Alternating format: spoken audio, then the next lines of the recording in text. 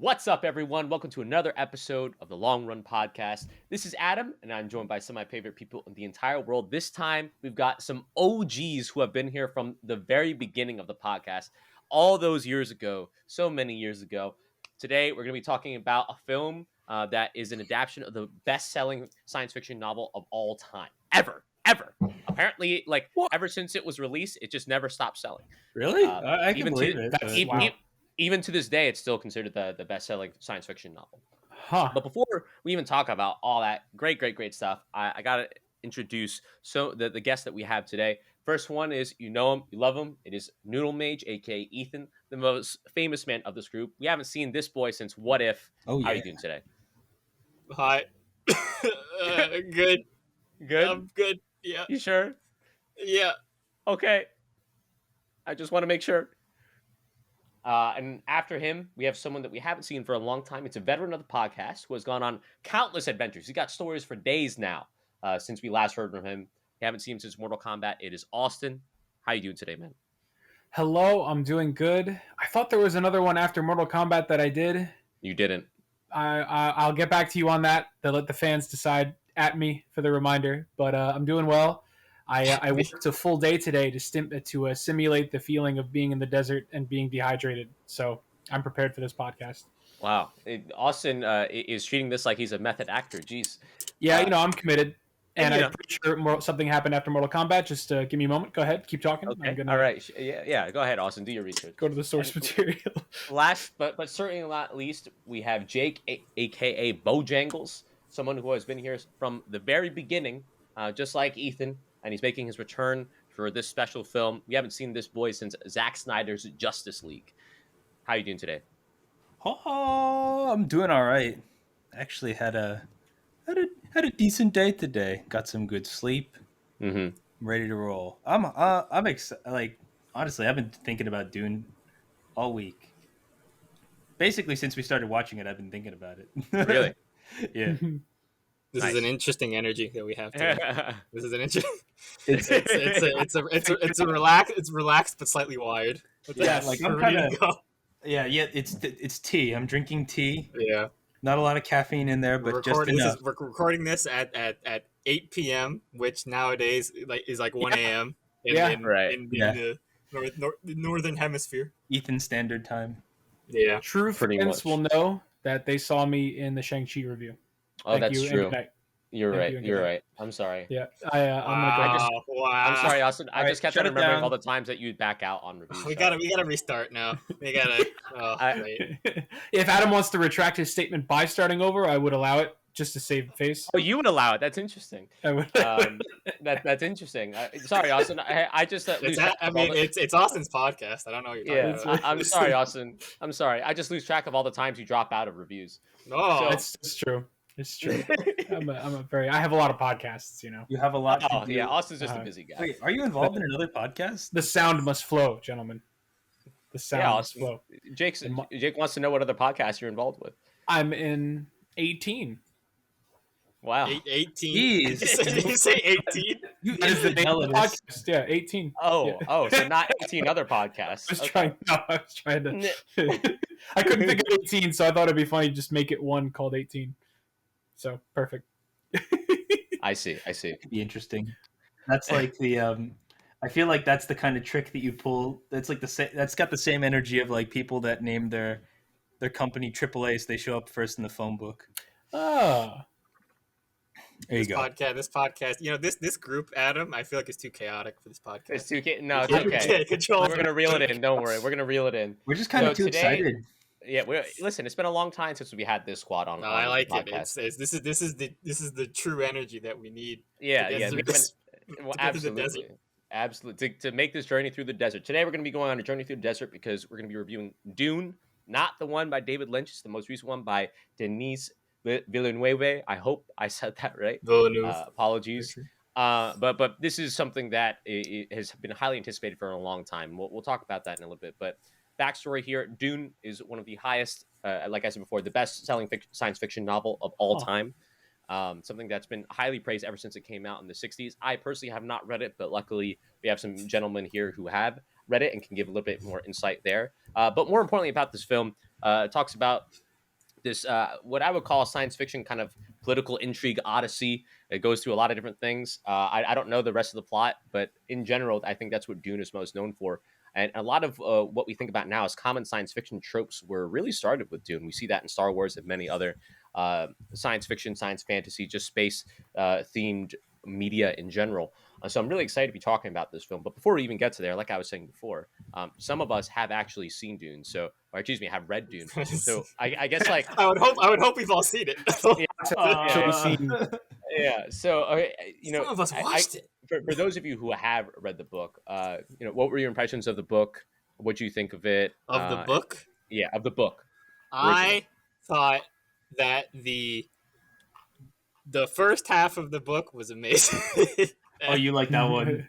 Yeah. Well, yeah, the first half. I can't remember, Ethan. Did you read it and then give it to me, or did I read it and give it to you? You read it. You read it and gave it to me back in like sophomore year or something. We were not prepared to read. It was very dense at the time. It was dense, but somehow I remember most of it. Honestly, yeah, it's kind of shocking. It comes back to you.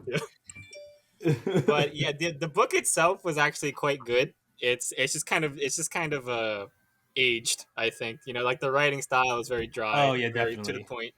Mm-hmm. And it's not really like modern science fiction fantasy, which is very like character driven. It's like much more like plot driven, like Foundation or Asimov. It's very like high concept first, character second. Did Asimov, was he the same time as Frank Herbert? Like probably, honestly, kind of just probably. Like I have no idea the timeline of these guys. Yeah, either the same or maybe earlier. Well, the 60s. So yeah. 60s. So I probably the same time around. They're all around it. And correct me if I'm wrong. I'm not going to Google it. We're not going to go.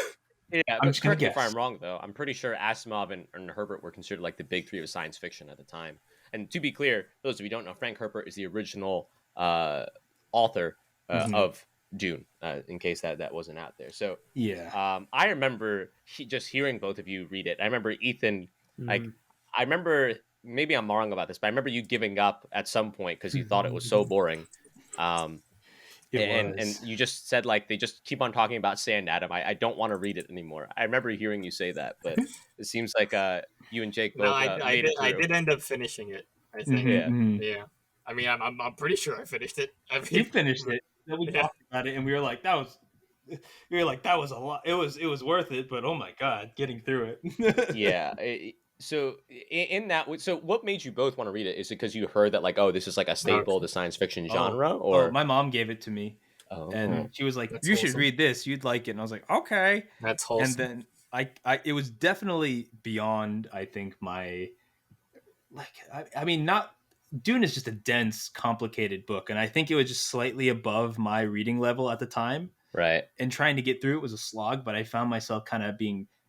It was one of those strange things of like some books, like especially YA novels, you end up tearing through them because they're very fun and enjoyable and they're exciting. Even if they're not good, they're fun. Whereas Dune was like really good, and it kept dragging you back, even though it was almost like a chore. It felt like. And then once I finished it, I guess I was like, Ethan, you gotta read, because at the time this deep cut, we were writing stories at the time, stupid sci-fi stories. So it's like, this is great. Come on. So I gave it to Ethan. I think it was I actually think it's perfect high school boy bait, because it's very dense, it's very nerdy, it's like kind of crunchy. Oh, yeah. It's deep without being like too deep for a high schooler. And it's quite interesting. Yeah, it's very like everything kind of takes from Dune, but there's a lot of things in Dune that you don't really see elsewhere. Yeah, which is kind of weird when you think of like how many. Like it's. I mean, even personally, it's been like a big inspiration in all of like the creative things that I've done. I do think that it comes back. My D&D character was heavily, I think, inspired by Paul Atreides. Yeah, Jake loves sand. In desert elves and shit. And fucking dope. Western desert. That's definitely up Jake's alley. But for you, Austin, I think Dune's what did it. Oh, I believe it, absolutely. Austin, did you have any exposure to Dune? Was there anything that you thought of going into this movie? I had attempted to read it because Jake handed me the book. I don't know if it was the same time as Ethan, but he handed me the Dune book, and I believe at the time I was getting back into reading around that time. This was high school, right? High school, yep. Yeah. I had learned how to read for fun going into high school when I discovered Jim Butcher and the Dresden Files. That made me realize that, wow, I can do this for fun and it's actually enjoyable. And it opened my eyes. But that was, it's a very different series than Dune. Yeah, and Dune was it was just as I heard. It was dry.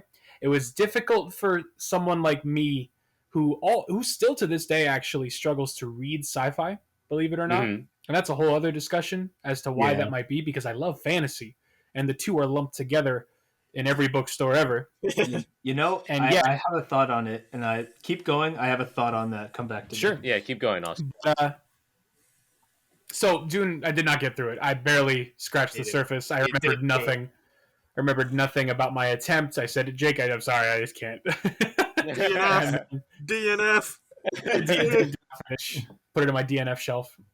And so when the movie, you're asking my expectations for this movie. Yeah. I heard good things. I did not have high expectations for it, though. I thought, while I loved Arrival, a previous movie from this director, and I knew he would be a logical choice for this film, the idea of a dry novel and a dry setting being given to someone who, while they made a fantastic movie, I would not call it dynamic visually by any means, or it had a very bleak tone, and so I thought the dryness would be magnified. So I did not have high expectations during all of this. That's interesting. Yeah. So I'm gonna go, Jake. Just follow up on what you were gonna say before, just so we can get that. Well, I guess mine is related to. I had a discussion with Kristen about why some people might like fantasy but hate all sci-fi. Wait. Before you do that, because that's a deeper cut. I just wanted to say, because we should talk about the context in which we watched this movie.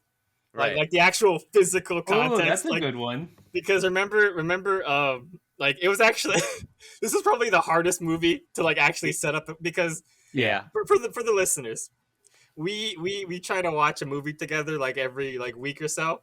But it's always incredibly difficult to schedule, because four adults trying to do anything together is incredibly difficult. Yeah. So we had kept pushing this for weeks and weeks, and we're like, okay, we have to watch this fucking movie. And so we're like, okay, I think we had to and we had finally the day comes, and we wanted to watch it earlier, but we had to keep pushing it, because I think maybe someone had a phone call or something. But we ended up, because it's a 3-hour movie. We wanted to watch it, at 6, 7. But instead we end up watching it, I feel at 9 or something, and it's we're like, okay, here we go. And plus, the fucking HBO Max was like a labyrinth to get through for us, because we kept because we don't have any we should be smarter and use some sort of software to sync up, but we just do the old-fashioned way where we're 1, 2, 3, 4 press, but we kept fucking up the press, so we had to we had to rewatch the first 15 seconds of the movie 6 times. So going into this movie, it was one of those things where you're already having a bad day, and you're like, okay, here we go.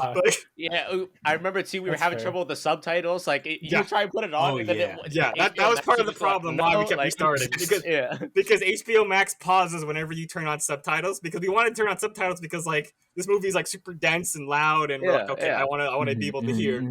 But it's one of those things where there's a bunch of traffic going to the movie theater, and you're just in a bad mood, and you're okay, the movie has to rise above it.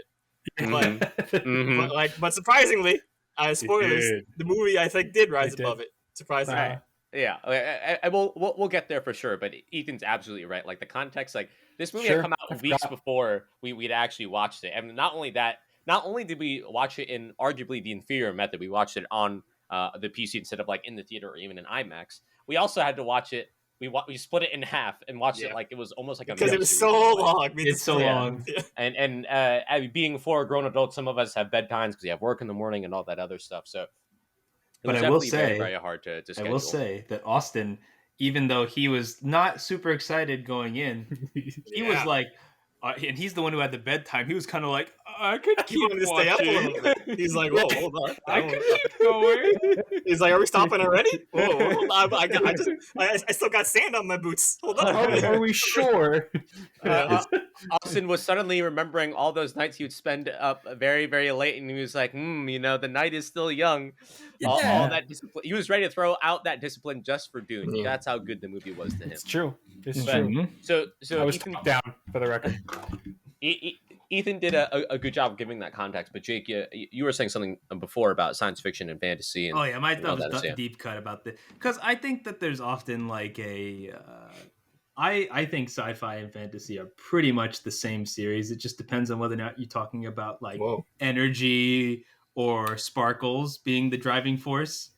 Austin's It's the making a same face. stories, just a different window dressing. I'm kind of making a often- face too. I don't know.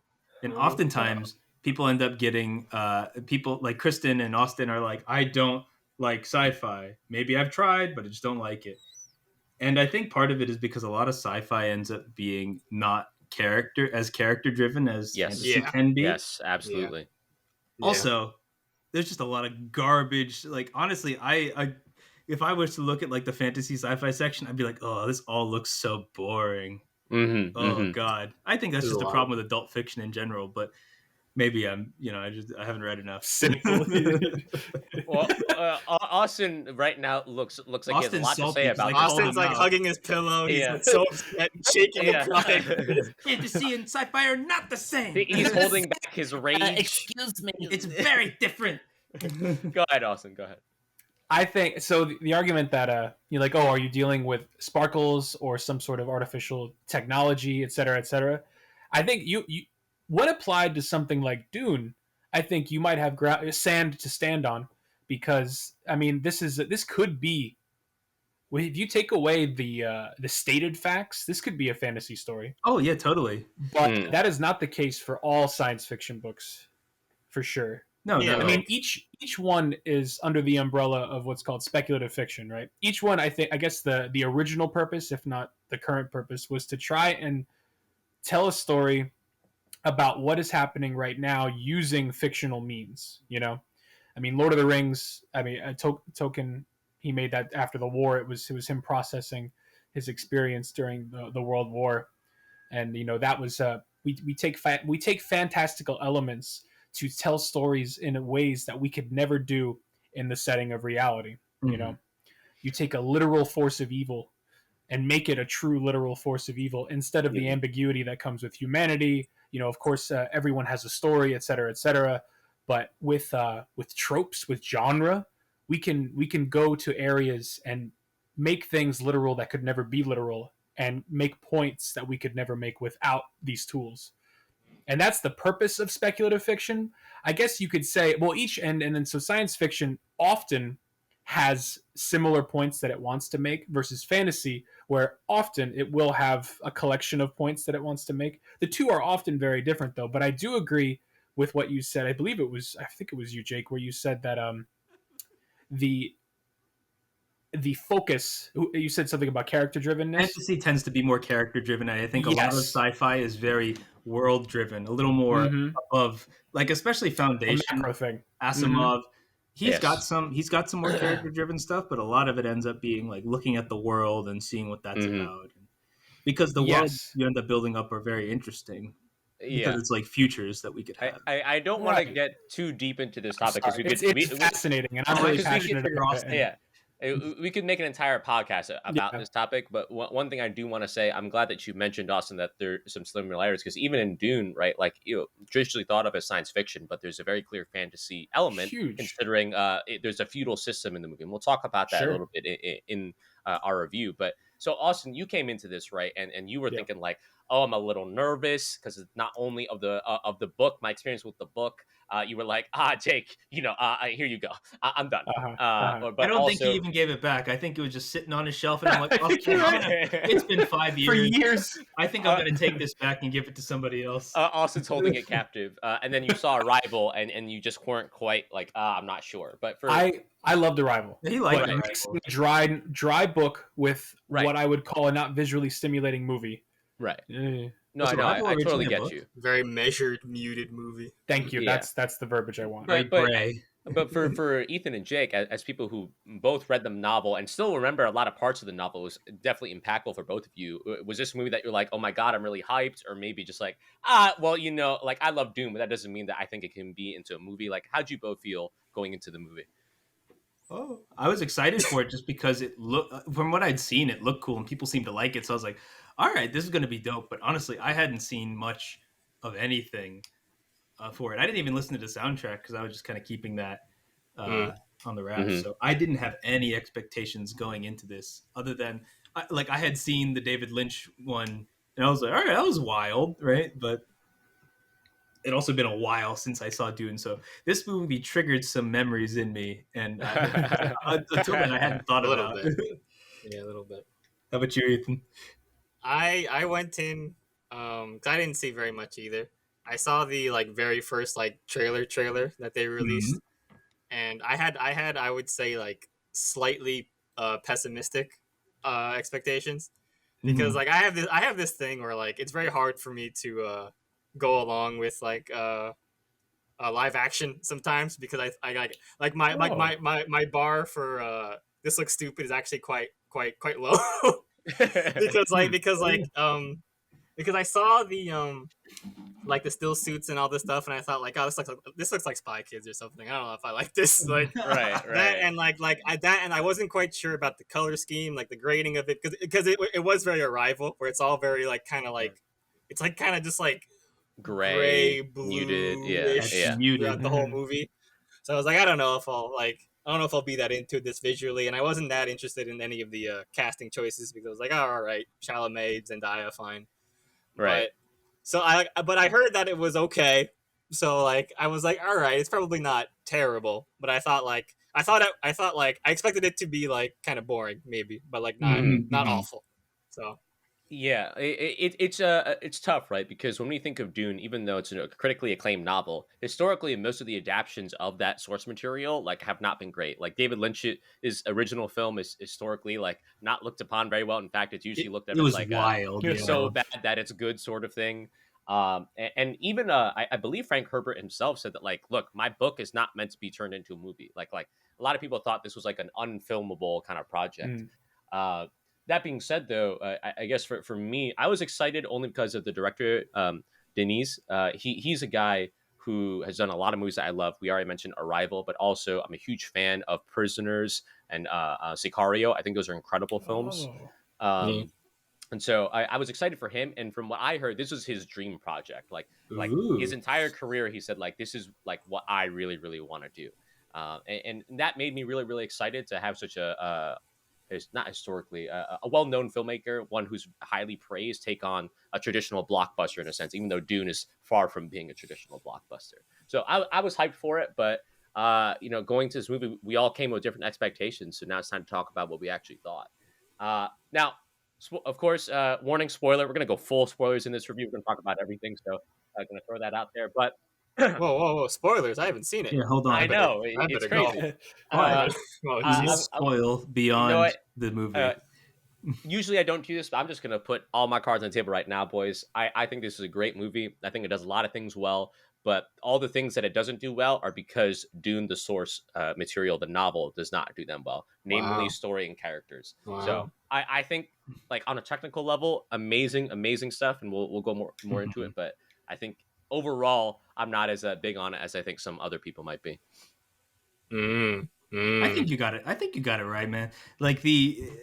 It suffers from the fact that it is the first third of the Dune Yes. book. Yeah, Yes. we weren't expecting it to be actually because I went into this expecting it to be the whole thing, and Yeah. it turned Oh, out really? it was half, Okay. and I was like, And okay. it really cuts off kind of abruptly. But having Ethan and I both agreed, having read the book, there really was no other place that it could have cut off. Right. This was it, and as a result, it suffers from the fact that it is just Yes. it's setting up this really visually stimulating world and really intriguing you, but it suffers from It the just fact stops. it just stops. Yeah. It builds up and builds up and builds up, and then it just you're gonna have to see you later. Right. No, This is maybe also colored by the fact that we watched it in two halves. Yeah. So like That too. the second half, we were like, all right, let's get back into it, and it was done. Mhm. We were like, Yeah. okay, oh my god. That too. And I think a good thing that I think about is like when I finished watching the Fellowship of the Ring, I was like, that was a great movie. Like I could watch more, but even as a standalone, I think Fellowship of the Ring is incredible. But for Mhm. this, like to Jake's point, it ends so abruptly that you're like, okay, well clearly this is like half a story. Like we are clearly not seeing the entire picture here, and that I think Yeah. is what makes it a little bit unsatisfying in that way.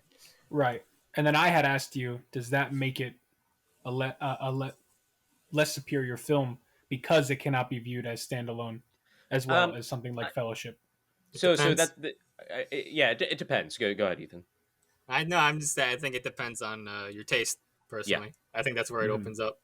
Yeah, I think it's about taste, and also I don't think it's a question of is it superior or not. It's more of like a acknowledgement, like you're not getting the entire story sort of thing here. So if Mhm. you feel like that, what did that lead to? There was nothing. It was like because like they still have an entire other half to tell, or even potentially a third film, from what I hear. Oh So god, yeah, there's a lot kind of going on here. Hobbit But moment. so Real Austin, Hobbit moment. oh, go ahead, Jake. And it doesn't really, it didn't really feel, although I gotta say, like, it didn't feel like cheap in a way. It didn't Yes. feel like they were forcing it. Like they were, like, because honestly, like, from what I remember, it pretty much included everything from the book. Right. You know, I might not be remembering, but it didn't really feel like they cut out much. So Yeah. they were just taking their time with it. And I Yes. appreciate it. To Yeah, they were Austin's point, savoring it. I don't feel like I personally like this kind of world building stuff, and it told an interesting story. And perhaps Mhm. I'm biased because I kind of know where it's going, but Right. like I feel like even so, just seeing all this stuff come to life, it was super cool to see. Mhm. So I was satisfied in that sense. No, that's actually a really good point to bring up. So for you and as well as Ethan, who actually read the novels, was when you were reading it, is this what you visualized? Like this kind of what was No. on screen when you saw No, here? no, No? this is so much more alien than what I was picturing. Really? Yeah, no, I thought some fucking Star Wars shit. Like, Yeah, I was basically not, I was, Star I was Wars. not thinking out of the box at the time. Because the thing about it's very Arrival. Everything is so it's super It's duper very alien, sleek, curved, like curve edges and beveled smooth, and, and smooth. it's And Right. like so weird masks on everybody and like Yeah. weird noises. Yeah. it's such a strange and interesting fusion of like really like ancient kind of stuff, like Yes. really hoity-toity ancient, like like what you would expect like to dig up, but also like futuristic also. Mhm. Yeah. Right. Interesting. It felt like alien enough that it felt kind of like scary a little bit. Like it Yeah, it activates was that part of spooky. your brain where you're like, oh, where am I? Yeah, I agree. But I loved it. I loved Yeah. looking at it. Yay. So while we're on the subject of kind of the looks here, right? I think one of the things that really stands out to me, one of the best parts about this movie is the look, right? And especially when it comes to the cinematography, I think the way that some of the shots are set up, whether it be those wide shots that Jake was talking about, where you see all the chips and technology, but there's even a couple ones too. Ethan kind of joked about this, but there's a whole bunch of scenes of Zendaya looking back at you with the sun Oh, behind God, yeah, her. that's her primary. It's a good shot. They kind of do it a little too much, overstay their welcome a little bit, but it's still a really good shot. And even though Arrakis is this desert planet, traditionally something that we don't think of as quote unquote beautiful, I think they do a great job of showing the beauty and the serenity of such a setting, whether it be in the desert or even in the city itself that House Arrakis, House Atreides The city finds themselves in. the city that we were in for like 5 fucking minutes. Yeah. Like, Before it blew up. Yeah, didn't really get to see it, you know.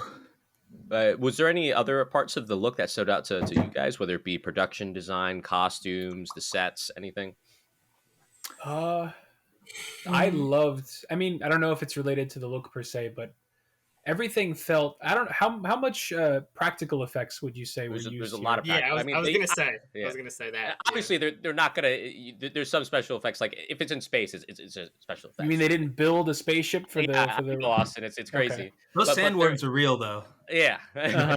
No, that's the thing though. I think that like the visual effects in this movie were so good that I was like, Yes. like almost all of it felt practical. Exactly. Oh yeah. Yes. I was like, wow. Yes. And I couldn't tell. Yeah. There was Even- a lot of practical for sure, but keep going. Even the shields and stuff. Yes. They have these personal shields. They even managed to make that because it's such a nerdy concept to like show on film. Yeah, but basically, managed like it. the Dune Shield is this thing that like everybody in universe uses this like protection personal system. shield. Basically, where it's like in order to get through, you can't shoot it. So in order to get through, you have to stab very slowly. Yeah. It's hard to show that. You know what I mean? Yeah. I thought that was super fascinating and really a really interesting take on the system. I've never seen that before, and I like the idea of people training around that fact to kill people. Yeah, it's very specific, like the training style. Yeah.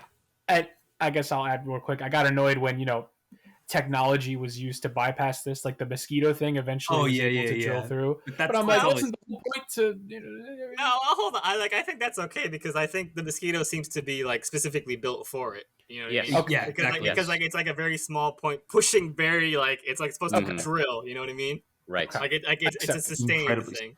Right. Okay. I accept this. It's not a bullet. Okay. Yeah. No, it's not a bullet at all. It's moving very slowly. It's meant to like needle its meant way to in. be slow. Okay, I thought it was forcing its way through, not slowly. And on that, I think that's another visual thing about this film, and that I maybe didn't come through necessarily in the book because you're kind of reading it at your own pace, but everything in Dune in the movie is very slow and almost graceful in a way. Because of the nature, even the fighting is not. It's very soft and quick and not in like it's because of that shield thing, right? You have to move slowly and deliberately, and even like just the people when they're fighting, they float down from the sky because I guess they have to go through shields and stuff like that. It's all very slow moving, and that's it's kind of an interesting visual concept to see on the screen. And actually, oh, you can keep going. Were you gonna say something? Oh, I was just gonna say it goes back to a theme that you mentioned before, Ethan, the theme of inevitability that comes up in Doom a lot. Yeah, well, I was actually gonna say like because it does feel like a theme, but I was gonna say like it almost feels like a theme of deliberateness. You know what I mean? Because it touches upon because one of the first scenes in the movie, if is about the fucking what's the box called, Jake? The stupid. Oh, I know what you're talking about. The Gom Jabbar. The Gom Yes, Jabbar. yes. Yeah, in the box. Yeah, where the conceit of the test is that you have to deliberately, you have to like consciously allow yourself to be in this like great pain because you have your hand in this box that's like it feels like your hand is like being cut off or burnt or like just everything awful is happening. Yeah. And like the instinct, the reflex is to pull out and to just be like but the idea is that if you do that you're actually like dooming yourself further because then something bad will actually happen. Like the way to get through the test is to like withstand it until it ends, and then you can actually like react because like the symbol of it is that like it's like a trapped animal. Yeah. Instead of gnawing your leg off, you want to wait till the person who trapped you comes back so and get them. Yeah. Right. Well, and before we even elaborate more on the themes of that, can we talk about that scene just in general? I think it's one of the best scenes of the entire movie. I like the way they build the tension, right? Like even like it's all nighttime, right? It's pouring out. Like they even have the doctor like come over to Paul. He's like, "Yo, Paul, you good?" And he's like, "Yeah, he's good." But like, "Yo, Paul, you better watch out. You're in for it," sort of thing. And once it actually starts, you could see the amount of pain. And I think Timothée Chalamet did an amazing job in this scene of being able to portray that pain. And in general, I was like, okay, he's in pain. And then what's her name puts up the needle to his neck. I was like, God damn, isn't this enough? Like they do a really, really good job, I think, of showing one, how important it is to what they're doing. It's a great world building scene, but also it's a good character building moment for Paul as well. And I think it was just so well done. Like I think. Like traditionally when we think about the box scenes, it's always like what's in the box from Seven. But for this one, I think this is just as good, if not better. There's so much tension. There's so much fear in the scene just through the visuals. It's beautifully done, and the score was great as well. Yeah, when we first see the Bene Gesserit like witch who's come to test him. Yes, who's come to test him because. Like she looks so weird. Because like I made the comment when we were watching it, she looks like a Dark Souls boss because she's got this like extravagant, very extravagant outfit, and she's like almost cloaked in shadow, and like the lighting is very weird, and like she's like talking to him very weirdly, like with this weird like lizardy raspy voice. Mm-hmm. Yeah. And yeah, it really sets up the Bene Gesserit as this like very like witchy kind of weird Witchy's like a good word for it. faction. Yeah. And correct me if I'm wrong. Did she use the voice on him too to bring him over? Yeah, to she her? did. Yes, and that's the first time we get exposure to the voice, or one of the first times in the movie. Well, the first time you really see it. Yeah. Yes, because there was that breakfast as well, Exactly. just before. Yes. So for some context, I feel like we're going out of order. Yeah, we are going out of order. It's okay. We I don't know if we want to go through the movie scene by scene. We can do that. I was gonna go more free flow. We do have the points here. I mean, to be fair, like the movie almost goes kind of quickly, so I feel like we could go scene by scene. It does. It does. Yeah. I think it's more in tune with the nature of the movie, right? We're going in and out. We're seeing possible timelines. Oh, you're right. We're going to talk about a different movie, and then we're going to come back. Yeah. So going on that note, I suppose we should talk about that. Really, I would say I don't know if I call it an intro, but it's probably like a first quarter of the film was all about House Atreides and introduction to those characters. So much water in the beginning. Yeah. It's so wasteful. And honestly, like this is one of my favorite parts of the movie. And for me, I think one of my favorite character in this movie is actually Oscar Isaac, who plays Duke Leto Atreides. I think he's so good. Like I remember there was that scene where I'm assuming he was looking over the tombs of his ancestors or something like that, and he's having this conversation with Paul. They're just talking about like Paul's like, oh, what if I'm not cut out to be the Duke or whatever, and he says something to him along the lines of, a great man doesn't seek to lead, he's called to it, but if your answer is no, you'll be the only thing I ever need you to be, my son. And I was like, okay, this is a great character building moment. It's like such a nice thing. Yeah, it's such a good thing to say. It also gives a lot of context into the kind of leader that the Duke is, and we see that later on too, and how he treats the Fremen, and talks to Javier Bardem later on. It's a great foreshadowing of that. Also, if you think about it, probably a little bit of foreshadowing that he's going to die.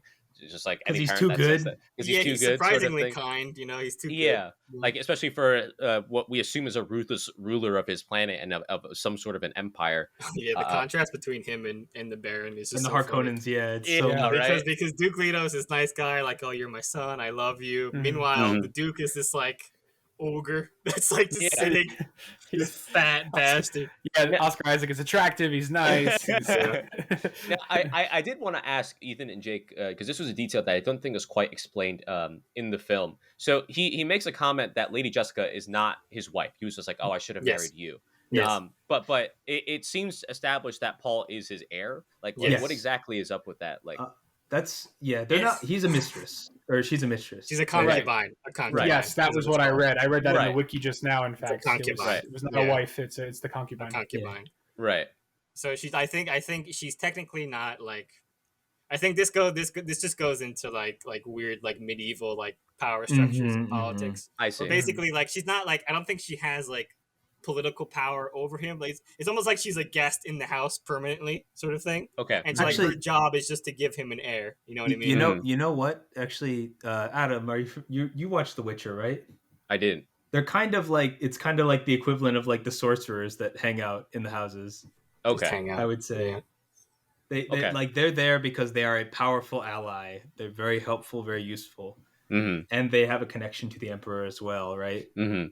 But it just so happens that they can also give you an heir if you need, right? And that plays into both their needs. Because I think Paul, not Paul, the Duke wants to leave his marriage option open for like political reasons. I'm assuming exactly. Yeah, I mean, so that he can marry somebody else. You know what I mean? She's just there to give him the son. Yeah. Okay. Yeah. I was mostly confused because when he said like, "Oh, I should have married you," I was like, "Oh, does he have a wife and like another heir somewhere else?" And that's like a plot line later on. Okay, so that does make sense. But yeah, so for all of you, what do you think of this like whole introduction to the House Atreides, whether it be the Duke, Lady Jessica, Paul, even what's his name, the computer guy, Thufter Hawat, the guy that was with the eyes. Yeah. I don't remember his name. Yeah, Nintendo. Hawat or something. Yeah. Yeah. So basically, to give a quick synopsis for the kids at home. Sure. Basically, we cut. We first land on the fucking House Atreides and their lovely water planet that's fucking like super like planet. It's like really rocky and oceany and stuff like that. And basically, the Duke has gotten word that he will now be the ruler of Arrakis, the desert planet. The spice planet. I almost said dude. Dude planet. I think that is what it's called colloquially. But he is now going to replace Baron Harkonnen as the ruler of Arrakis, which is an important planet that has the resource called spice, which the entire Galactic Empire uses for like travel and like longevity and health and blah blah blah. It's very important. Yes, but, and it seems like this great honor, and it's like super like he can't refuse, right? Right. But like we kind of learn like after the announcement is made that this isn't really a gift. Like it's more of like a trial or a test from the Emperor, because the Emperor is expecting him to be basically attacked at some point by Harkonnen. Yeah. Right. Yeah, so that's basically the intro scene. And even in the intro, right? Like to Ethan's point, right? Like they definitely make it seem like it's a huge honor, right? This whole ship comes down. There's like an entire like concourse. Yeah. They play like an anthem as they come out. He has to like sign something with his ring, like melted like wax he or puts whatever. his official seal. Yeah, and he even answers it immediately. Not like oh, let me think about it. He's like, yep, like House Atreides will answer, sort of thing, right? Because like, he knows he can't say no. Exactly. Yeah, it really sets up the because what a big part of Dune is the politics. Yes, it is the Machiavellian scheming of the setting. Yes, and so basically, so what we're seeing is this multi-level play by the Emperor to make sure that all the houses don't overthrow him. It's like a 5D chess play for sure. And looking back on it, I remember there's even that scene too where the Duke looks back at his son right before he signs. And at the time when I first watched it, I was like, oh, maybe he's just looking back at Sonny to see how he's doing, sort of thing. But like, no, that's like a hesitation from the Duke because he knows what's coming, sort of thing. He's like, oh shit, like, what am I gonna put Paul through here? Yeah, exactly. Like, what am I getting myself into? And not only myself, but also my family, my entire house, everything. So it was certainly something that was super well done, and also does a lot of world building. To Ethan's point as well, it lays that foundation for the political machinations of the story. Awesome for you. I know you were big on House Atreides and also the bagpipes. How'd you feel about this kind of intro and everything? Yeah, the bagpipes. The intro was, it was fine. Like I had no issues. I was learning. A lot of this movie is, it's telling me things, and I'm keeping up. I do love a good. I like depth in my stories, so I'm sinking in. Like, okay, House Atreides, this planet. I enjoyed picking apart the machinations of the big Emperor and why he would choose to do this, and I was, I enjoyed that discussion. That was fun for me, and no issues. I was interested, and the movie did nothing to make me bored while this was happening. Do you think that you would have been able to follow? Because I know that Ethan and I were given like if you had a question, we would answer. Yep. Do you think you wouldn't have had a problem otherwise? You could have kept. No, I would have dealt with it later. My initial, if I didn't have time to think about it while I was watching by myself, I would have thought about it later. Like I understand. Let me think about this, because then the Emperor's troops, when we're with. The Sardaukar is a little weird. I think Sardaukar were introduced kind of weirdly. Yeah. So I might have needed clarification after the fact to come to think of it, because it wasn't quite fleshed out. They really touch on that a lot in the book.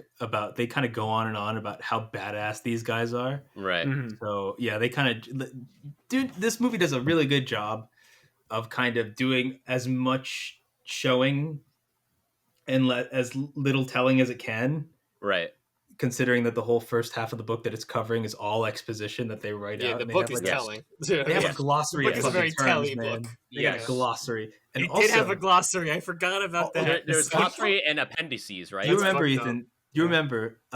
This is my favorite part of the book. At the beginning of each chapter, they would have like a little excerpt. Yeah, a quote from like another piece of literature. From like a future history book. Yeah. Which is something that has absolutely been repeated since, but what a great idea. In all of our D&D sessions, that's what Ethan and I did. Yeah, you always got to start with a quote from something. Just add a little legitimacy to it. Of course.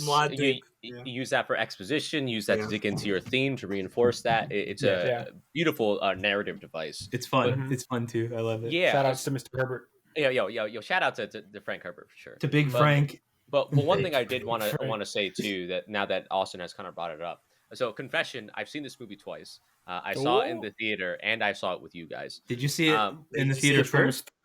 You saw it before? I saw it in the theater first because I couldn't wait. Oh, Okay. I'm sorry, boys. I bet you. Sorry, guys. I'm leaving. I'm leaving. I'm out. I'm calling my agent. I don't know why the fuck I signed up.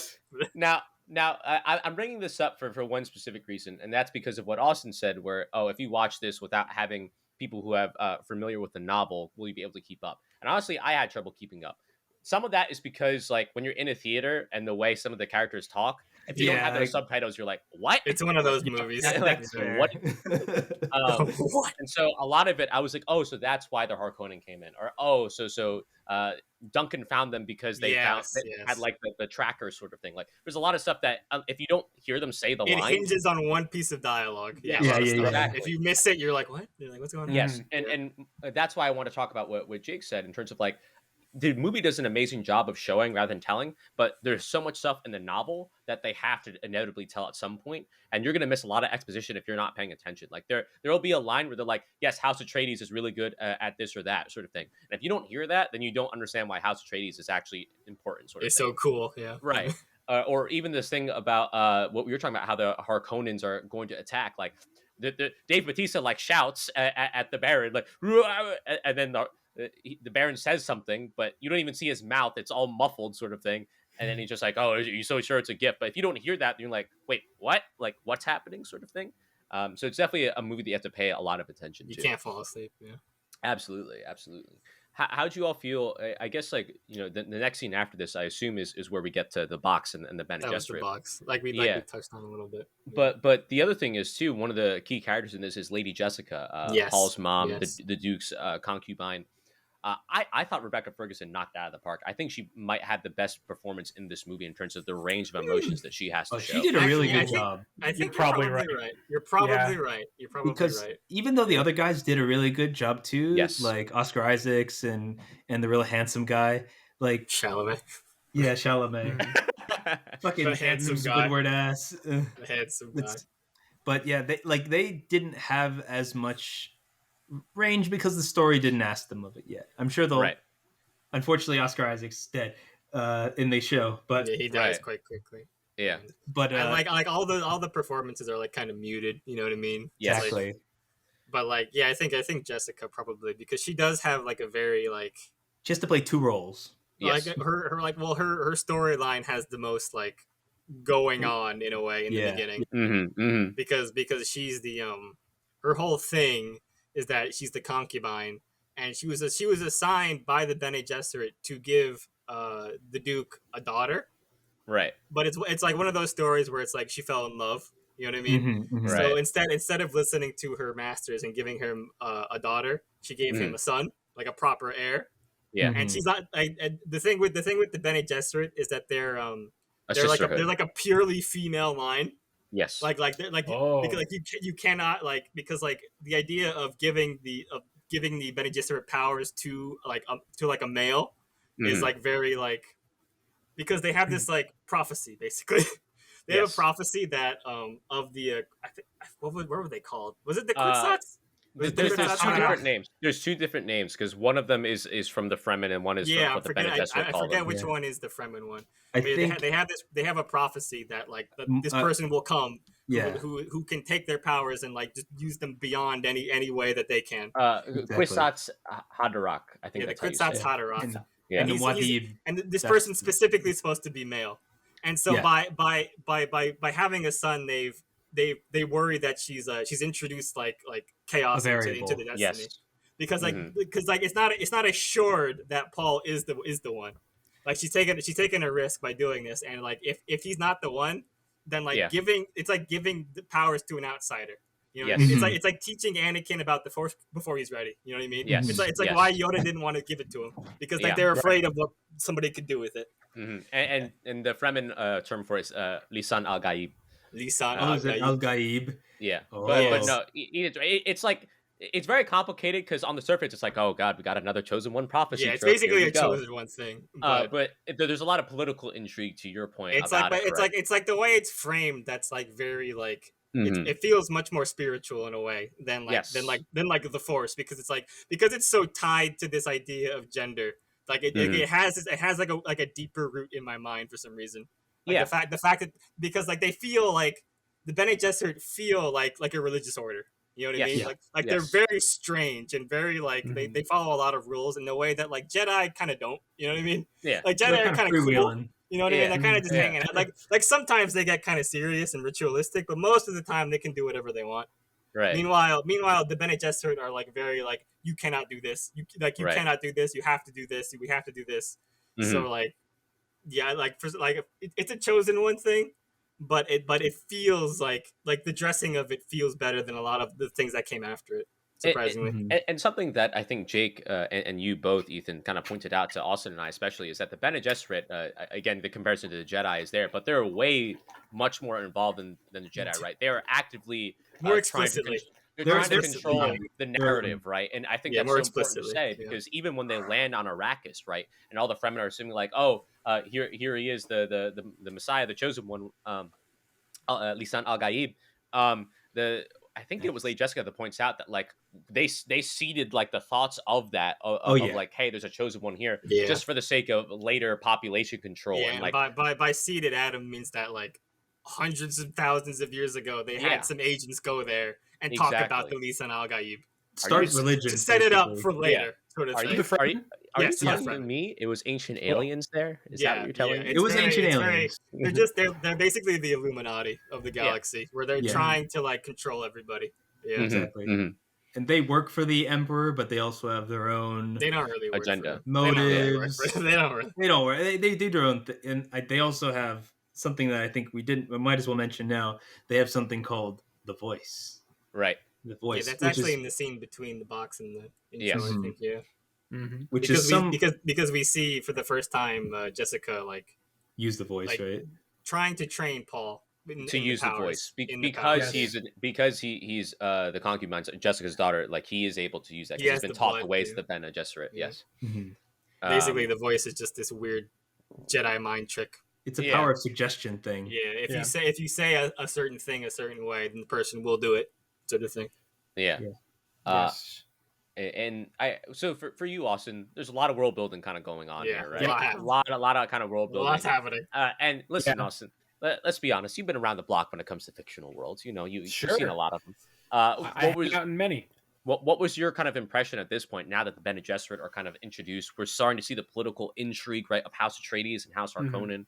What are your thoughts, kind of going in now? Especially given that you were a little skeptical going into the movie, right? Not enough werewolves. Oh yeah, right. I will say that nothing at this point in the movie made me think that I was going to experience something of quality or that my fears were not going to be being false. Like I know, like yes, I'm learning, and yes, there's a special cult, and but nothing so far has made me think, I can relax. This is going to be just fine for the next 3 hours. That's interesting because I'm wondering what was the point. Yeah. Let's think. What was the turning point for you? Like when were you like, I'm kind of into this? Yeah. When we got to Arrakis, and I saw not only the attraction that I seem to find with sci-fi a lot is when I can look at a piece of technology, realize the innovation of it, and also kind of I get kind of lost when it gets too advanced.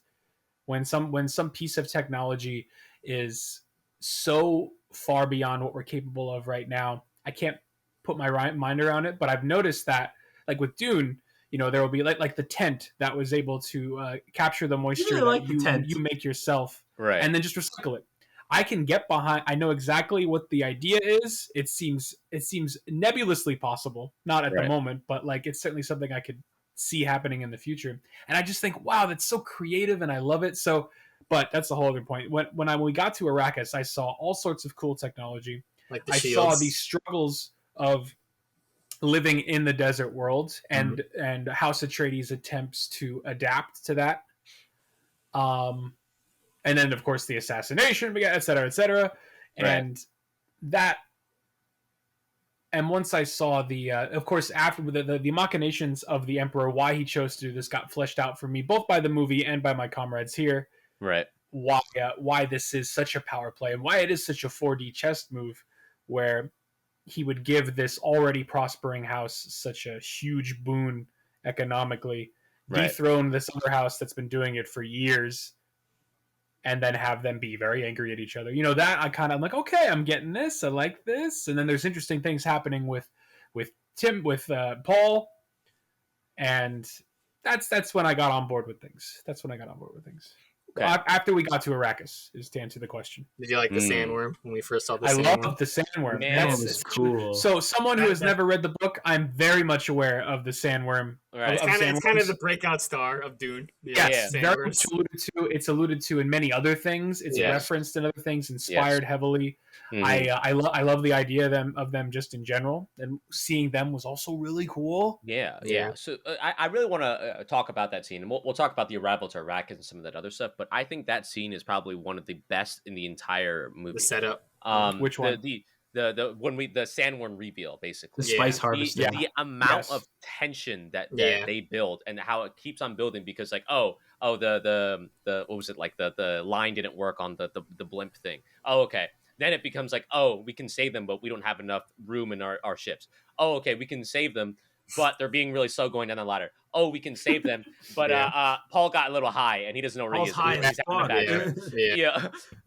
But they do such a good job. It reminds me a lot of a scene in Sicario where they do a border crossing scene across the border of Mexico and USA.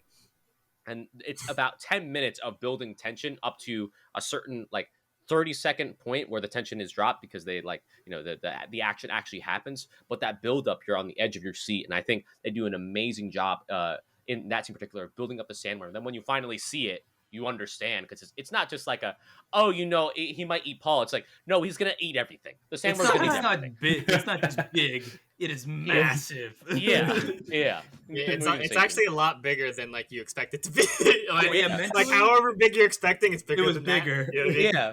No, but it's also interesting because you say the tension gets released, but it's also they don't make it schlocky. You know what I mean? No. Because we almost don't see the worm in a way. You know what I mean? Because we only really see this pit opening up in the sand, right? And we're like, wow, that's a lot. That's a pretty big pit. That's right. Because the whole machinery, this whole oil refinery, basically vanishes into its mouth, and we're like, wow, that is pretty big. But you just get a little hint of what it looks like just little bits. Mm-hmm. Yeah, and what a fantastic choice to do so. I think you're right, because otherwise we get a big CGI worm. CGI worm, and it shows exactly what they're dealing with. Mm-hmm. Is the worm going to come out all the way? Probably not. It's just it's going to suck it all. It feels much more graceful. You know what I mean? Yep. Almost religious when it shows up. I'm glad you pointed it out. So there are a couple things here. One, you're absolutely right that it is religious, and the way it's shot, it's not like this is a deadly creature so much as wow, this is a god. It's a majestic force of nature. Right. It's just a hurricane coming up and swallowing a city. Exactly. We think House Atreides is the one who rules the planet. No, it is not House Atreides. It is the worms. They rule this planet. Very poetic, Adam. But the other thing that Ethan said too, it's so easy for a scene like this to get caught up in what happens when you watch Jaws for the first time. There's all that build up and the music, and you see the fin and all that. Once you actually see the shark, it's okay, that's it's made of plastic, guys. I'm not impressed, sort of thing. Mm-hmm. But when you see the worm here, it's not one of those things like Ethan said where it looks dumb or stupid. You're just wow, geez, we don't. I haven't even seen the entire worm, and I can see that they're the ones who rule here. They're the gods here. Oh yeah. And then another thing is that, to bring up on Ethan's point of kind of almost this spiritual religious nature to it, the music in the background is some ululating, some chanting, it's very yeah. I will say, it feels like anytime there's a movie where it's set in the desert, I feel like they always pay the same lady to do the scream, to do the shout, probably to do the chanting. I'm not gonna lie, I was doing that chant in the lab late at night. But beautiful scene, and it kind of also adds on to it does a couple things. One, it adds to the character of the Duke, right? Because he is adamant that they save the people on that rig, right? Not just it's over, they're not going to be saved. They're Fremen on that rig. Yeah, he is so adamant that they go and save them, even though they don't have enough room on their ship. So it adds more character to him. Yeah. But also, correct me if I'm wrong.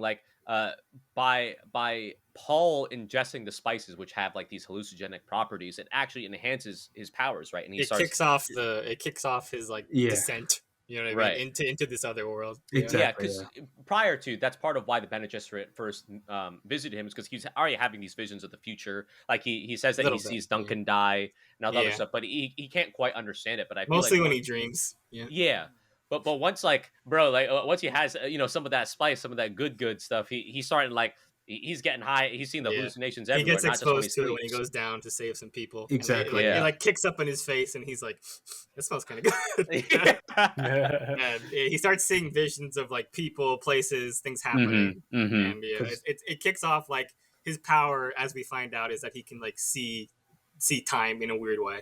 Right. Because spice is supposed to enhance basically people's like cognitive abilities so that they can kind of think faster and think ahead, and it allows them to like navigate like space in an effective way. And in Paul, that's just enhanced because of the Bene Gesserit stuff. And it's also kind of nuts thinking about it, like a whole desert, a whole planet just is fucking laced with drugs. Yeah. It happened to be the one. It happened to be the one spot. The crack planet. I wanted to say also because I think this is also the first scene where we meet the Minister of Change, Lena Kynes. Yes. Dr. Lena Kynes. Because just to give context a little bit more, like basically the reason they're going into the desert is Dr. Lena Kynes is coming with them to check out some equipment and like just to like see how make sure everything's going well. Basically, she's actually one of my favorite characters in the movie because basically she is she's employed by the Emperor to basically like oversee the things going on the planet, not in like a ruler sort of way, more like in like a sort of like is everything going okay? Hey, what's happening? Like in like an accountant sort of way to make sure everything's going like the way it should be, the way he wants it to be. Because they need the spice to flow. Right. Yeah, but she's very interesting because she owes allegiance to the Emperor, but she's but as we find out, she has like very very deep ties to the native people of the planet, the Fremen. Yes. And I find that very interesting because she's in two worlds basically. Right. And this is the first time that we see her, and we get this sense that she's like not like that we get the sense that she's been on this planet for a very long time. Yeah. And that like she really knows how everything works on this planet, and like we see how the planet changes you when you stay here for very long. Yes, no, I think it's a really good point. I definitely think the actress who played Dr. Kynes, Sharon Duncan Brewster, did an amazing job. And to Ethan's point as well, we also see that her allegiance is kind of split. Yes, with the Fremen, yes, with the Emperor, but she even like she didn't have to, but she says something to the Duke, just like, "Hey, take care of your family," sort of thing. And that's really when the Duke was like, "All right, I'm fucked," sort of thing. Yeah, he's like that was like a dude, like it's happening sort of thing, and that's when I think the Duke is really just like, it's over. Like there's a lot of characters in this movie that are like very split, right, between like many things, like Jessica Kynes, the Duke a little bit, even Paul to a degree. Yeah. He's Duncan to a degree. Duncan a little bit, but Duncan is mostly like he's just pro Atreides. He's mostly just like let's do it. I meant his connection and his appreciation he comes to appreciate the Fremen too. He's split. Yeah, that's it though. And I think what are you gonna say, Jake?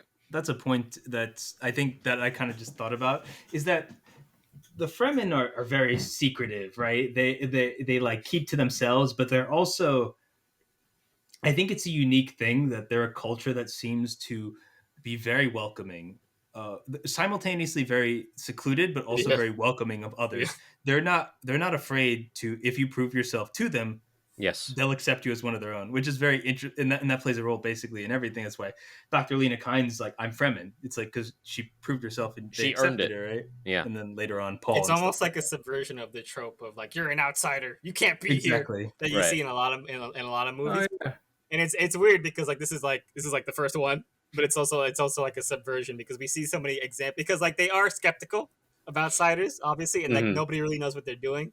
But like we see all these examples of people that have gotten into their society and like sort of blended in, like Duncan, Kynes, and then even Paul at the end. Like they really like, once you like prove yourself in any way, they're like, all right, it's fine. And it's really quick. They're just like, I guess you're one of us now, right? Whatever. Now, granted, in the case of Paul, and I'm assuming for other people as well, he had to kill someone in order. They were like, it's quite a challenge. I'm going to replace you in the Fremen society sort of thing. Yeah. But you're absolutely right in that it's like once you prove it, like there's nothing else to prove, like you're in sort of thing. Yeah.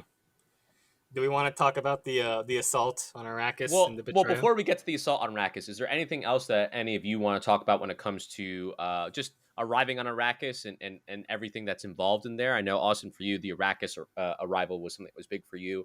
We also haven't touched on the Harkonnen yet in terms of their intro. True. So happy to talk about that as well. They're really fat. Did we get it in? What was our intro to the Harkonnen? We see the back of his head, right? And To he's the like, Baron. The Baron? Yes. he's Well, I don't basically really just know like, much about them. yeah, We just know they're assholes. They're Yeah. They're rich assholes who space were in assholes. charge. who Yeah. were in charge. Yeah, Right. we don't get too much in the beginning. You get There's the some- sense that they're mad about what's happening. Yeah, but, yeah. like, Right. that they're gonna make a move, but we don't really know what's going on. Drax yet. was definitely mad. He Yeah, he I don't know if it's just because our window into them was the military, but they all seemed very warrior focused. That's how they less are. So, more so than the Atreides. Like everything was about the. It's this military. actually funny that you say that, because I would say it's kind of supposed to be the opposite in a way. Really. Because I like House Atreides, I think, is like the proud warriors, because they have like Duncan, Idaho, Gurney, right. Right. But I Mhm. think like Harkonnen has like a very strong military, but they're much more supposed to be like subterfuge, like attack you when you're not looking, sort of thing. Yeah. Definitely. That's interesting. They're the Black Ops sort of thing. Yeah, Right. they're much more like slimy, like using They play brute dirty. tactics to get you than like Huh. brute strength. You know what I It mean? might have been their aesthetic that made me think of Oh, they, yeah. they seemed It's- like Klingons in the room. Yeah, no, it's because of Drax. It's because of Uh-huh. because Yes. because the Baron's son Drax, I forget his name. Oh no, but, no, like, he's the but nephew because he calls him uncle. Yeah, nephew, Keep going. right? Yeah, Nephew. Yeah, he comes in. He's very like violent and loud, but like Yeah. but like he's contrasted by his uncle, who's actually in charge, who's very like quiet, Shrewd. Collected. very shrewd. Yeah, very shrewd is the thing. That's a good word. and he's very measured as a person. Yes. Yeah. So that Okay. I think the Baron represents what Harkonnen actually is. Meanwhile, like his nephew is kind of Sure. not quite settled yet. He doesn't Clearly quite the know. leader in training sort of thing. Like Yeah. he's still trying to figure it all out. And Yeah. Also visually, they're all like these really pale, Yes. black Evil. and gray, And they were stuck in the desert. bald. They were Yeah. stuck in the desert. Very, they definitely show them to be like, sent the like these whitest are the people to evil the guys. It's like Yeah. a bunch of Darth Yeah. Vaders. That's what I'm thinking. Like they had I don't know if it was the art direction that the director chose or something in the source material, but they had a much darker aesthetic. Oh yeah, in general. definitely. Yeah. And let's just address the elephant in the room. Like the fact that the Baron is Vladimir Harkonnen. This was the '60s. Like, of course, if it's a Russian, they're evil at Sure. that time, sort of thing. That's like a Sure. sort of a dead giveaway in that way. One thing I do want to say as well, though, before we move on to the assault on Arrakis, I really love the scene where we get introduced to Javier Bardem's character, Stilgar, who's one of the leaders. Oh, yeah, Still- me too. And I know Still, you're a big fan of Javier Bardem, Austin. I do like Javier. How'd you feel about this scene and kind of just the interaction between the Duke, Duncan, Stilgar, as well as Paul? I would say that Javier has crafted for himself. People like to put Javier Bardem in roles where he plays a mysterious, accented individual who is people who you want the audience to respect and feel like, oh, I want to know more. Right. And what I liked about this movie is that I have seen Javier, despite his best effort, has failed to do that because of what he's working with. But Mhm. this movie did a fantastic job. I love the way he looks. I love Mhm. the way he presents. I love the cultural clash of the meeting with House Atreides and him.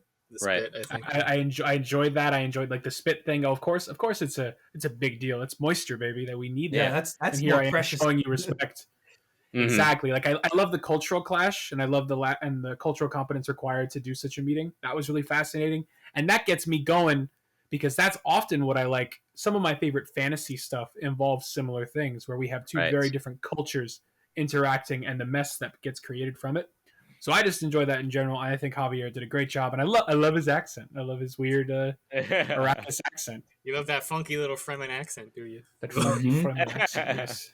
Mhm. Now, Ethan and Jay, correct me if I'm wrong, but this is like a really key scene in the book, right? Because this is the first time you're actually getting a taste, no pun intended, of what Fremen culture is like and what they value. Yeah, that spit scene stuck with me when I remembered it. I remembered it reading that, and I was like, "Oh, that makes a lot of sense." Right? Water's Right. precious, so like, what's a greater respect than saying like, "I will waste some water for you"? Mm-hmm. Yeah. You Mhm. know, It makes total sense, and I love it. and it Yeah. kind of just shows. It's definitely another scene that just like it sinks home the fact that like the Duke is doomed in this world. Yeah. Yeah. Like there's this air of like I think like the way Stilgar talks to the Duke, like he respects him, but he also like there's this sense that like you're not gonna be here very long, but like, I have seen many men come here and Yeah. try and tame the desert. yeah, like he knows like either the planet's gonna kill you or like something else. Right. Yeah. I did like kind of what you said though, Ethan. That the Duke continuously in almost every scene that he's in, his character is always illuminated in some way, right? Like the way he tells the Fremen to Stilgar, like, as long as I'm ruling, you will never be hunted here, sort of thing. Yeah. And like Mhm. Stilgar's like, yeah, like I appreciate that you say that. That's cool, sort of thing.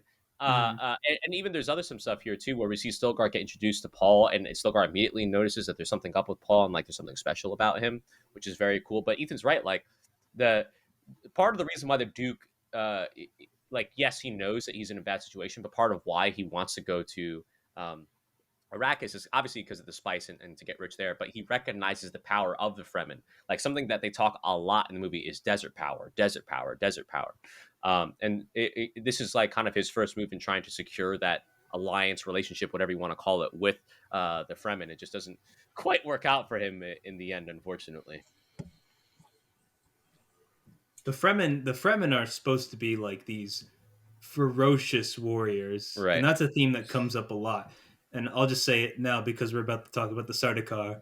Yeah. The Sardaukar are like the Emperor's, like The Ultramarines. his perfect, Yeah, his exactly. personal servants, right? His personal army. They are like Ultramarines. They are basically what Space Marines in 40K were based off of. Right. And from what I remember, basically the whole premise of the Sardaukar people is that they are on this shitty prison planet, the worst place to live. Mm-hmm. And that's what makes them such strong warriors, which Right. is something that 40K stole for one of their things, but that's another issue. And the funny thing is that I don't think this gets mentioned a lot because there haven't been that many clashes, but the Fremen are supposedly incredibly ferocious warriors. We don't get to see a lot of them fighting here, but Right. and the part of the I reason think- why they give that is because Dune is an even shittier place to live. Yeah. Right. Well, I think that's something that's revealed like throughout the book because I think the thing in the beginning is that the Fremen are underestimated Yeah, because totally. because the Harkonnen, I think originally the Harkonnen were like, oh, there's like 100,000 Fremen on the planet, but then Yeah. like I think Stilgar or somebody else says like No, it's Duncan. Duncan who infiltrated. Duncan's like no, there's like 10 million of them, like, Yeah. like they're all all over around. the planet, and like yeah, because like I think like they know that they're hard to deal with, but I don't think they actually realize like how ferocious they are. You know what I mean? Right. Mhm. Because like the Harkonnens have only ever been like sort of like poking them and like bothering them like bit by bit rather than like full Mhm. extermination maybe, or rather I guess the Fremen have just been keeping their heads down. Yeah. Mhm. They, like, because they generally don't want to get involved and they're fine underneath the desert. Right. But I think with the Sardaukar coming and things like that, we start to see them taking a more active role in battles, and we see that we're surprised that they can beat the Sardaukar basically pretty easily. That's supposed to be a often. big thing. Yeah. Yeah. Hey, man, I just want to say it. We're about to talk about it anyway. House Atreides put up a pretty good fight against the No, they didn't. the Harkonnen. They The Harkonnen. got rocked, against the yo. Harkonnen, not the Sardaukar. No, It's tough because that's the thing. The they Emperor opened sent the front doors Sardaukar. by accident, or not by accident. They had a traitor in the mix, and it was still Yeah. Exactly, yeah. It was all The done. deck Unfortunate. was stacked against them. Yeah. Yeah, we yeah. did get to see them shine, I feel. Yeah. It was pretty quick because we find out that Dr. Yue, who we've seen a little bit in the beginning, he's basically Paul's physician, and like he's like a pretty high-ranking officer, it seems, in the court. Right. He secretly opens the shields one night, and the So- Harkonnens just blow them up, basically. So was that like foreshadowed more in the book? Because I remember watching this, I was like, this feels like it's coming out of nowhere, Yue? sort of thing. Maybe Yeah. a little bit. Maybe a little bit, but I think it's always kind of a surprise because it's one of those things where like it's a character that you don't see that often. Right. But I think because you don't see him that often, that makes him more suspicious in a way. because like That's he's always fair. sort of like lurking around in the background, sort of thing. Right. That's fair. So, like we were saying before, Assault on Arrakis, Dr. Yue, he pulls up like the ultimate sneak attack, right? And one, not only do the House Atreides not know that they're coming, right? He lowers the shields. He also jams the comms. They're also all sleeping. Like it's They're like all every sleeping. single possible thing that could go Like wrong. it's the They're getting worst because like Yeah. you see them like they come out of their bedrooms like, oh fuck, They're in their pajamas. like they're still in pajamas, literally. Like Yeah. Gurney Halleck is like, oh fuck, what's going He's on? like, oh Yeah. god, all right, come on guys, let's go get the bagpipes. They're getting bombarded orbitally, invaded, and then to make matters worse, when they finally were like, okay, we can fight, then the Sardaukar come down behind them. We're like, oh, well, all right, well now we're fucked. Yes. We find out that the Emperor is backing the assault with his own troops. Oh, and Right. let me say about the Sardaukar, when we first meet them, it's so cool almost, because you just come upon this planet and you're like, I imagine like if you didn't know any better, you wouldn't know who they were, and it might be a bit confusing, but you just come upon them and you're like, you hear this such a strange thing. You have all these soldiers, and then there's this guy on like a pedestal, and he's just like, Yeah. They have this And it was weird like- language throughout Like the book. throat singing. what is It's- going on? It's very guttural, like it's like this weird Mongolian throat singing type language. Yeah. It's like very, it's like off-putting usually. And then they just float down and they just annihilate everybody, because Yeah. the Atreides probably could have taken the Harkonnens in a straight fight. Yeah. Might have been able to do it with the in a sneak attack, but with the Sardaukar there was no fucking It's way. over. It's over. And that's part of, like, we come to find out, that's part of why the Sardaukar were sent there, is because That's why they to did make sure everything was done, to make sure the job was done. Now, for you, Austin, right, you just told us, right, like, Arrakis is when we get there, that's when I got into the movie. That's what I love, blah, blah. And now we see, and now this city, this culture that you kind of fell in love with just got burnt blown it down. to bits, sort of thing. How are you feeling at this point in the movie? I mean, I'm for it. At least I'm invested. Like I saw. I mean, their attempts at settlement, got burned up real fast. Mhm. I was upset at the Doctor. I enjoyed the introduction of the Sardaukar. I saw another connection to 40K with a lot of them were praying. Yeah. Prior to deployment, which is another 40K thing. They got the battle prayers on their, like, one of their shoulder plates that goes with them. Part of their oaths that they take prior to battle, etc., etc. It was sad to see. Like, I don't think Atreides got to put up a good fight because of everything that was stacked against them. It was still a great scene. I loved it, but I was very frustrated with Air Doctor. It was very desperate. Yeah. Now, Austin, I just wanted to ask you about, because you said earlier that the Sardaukar were like a little confusing. Like, could you go like did you feel like, because for me, even having read the book, I felt like they sort of like came out of nowhere, the Sardaukar. Yeah, they just dropped them. And we don't, because like Jake's saying like, oh, about how they're like so powerful and stuff, and we kind of we see that eventually.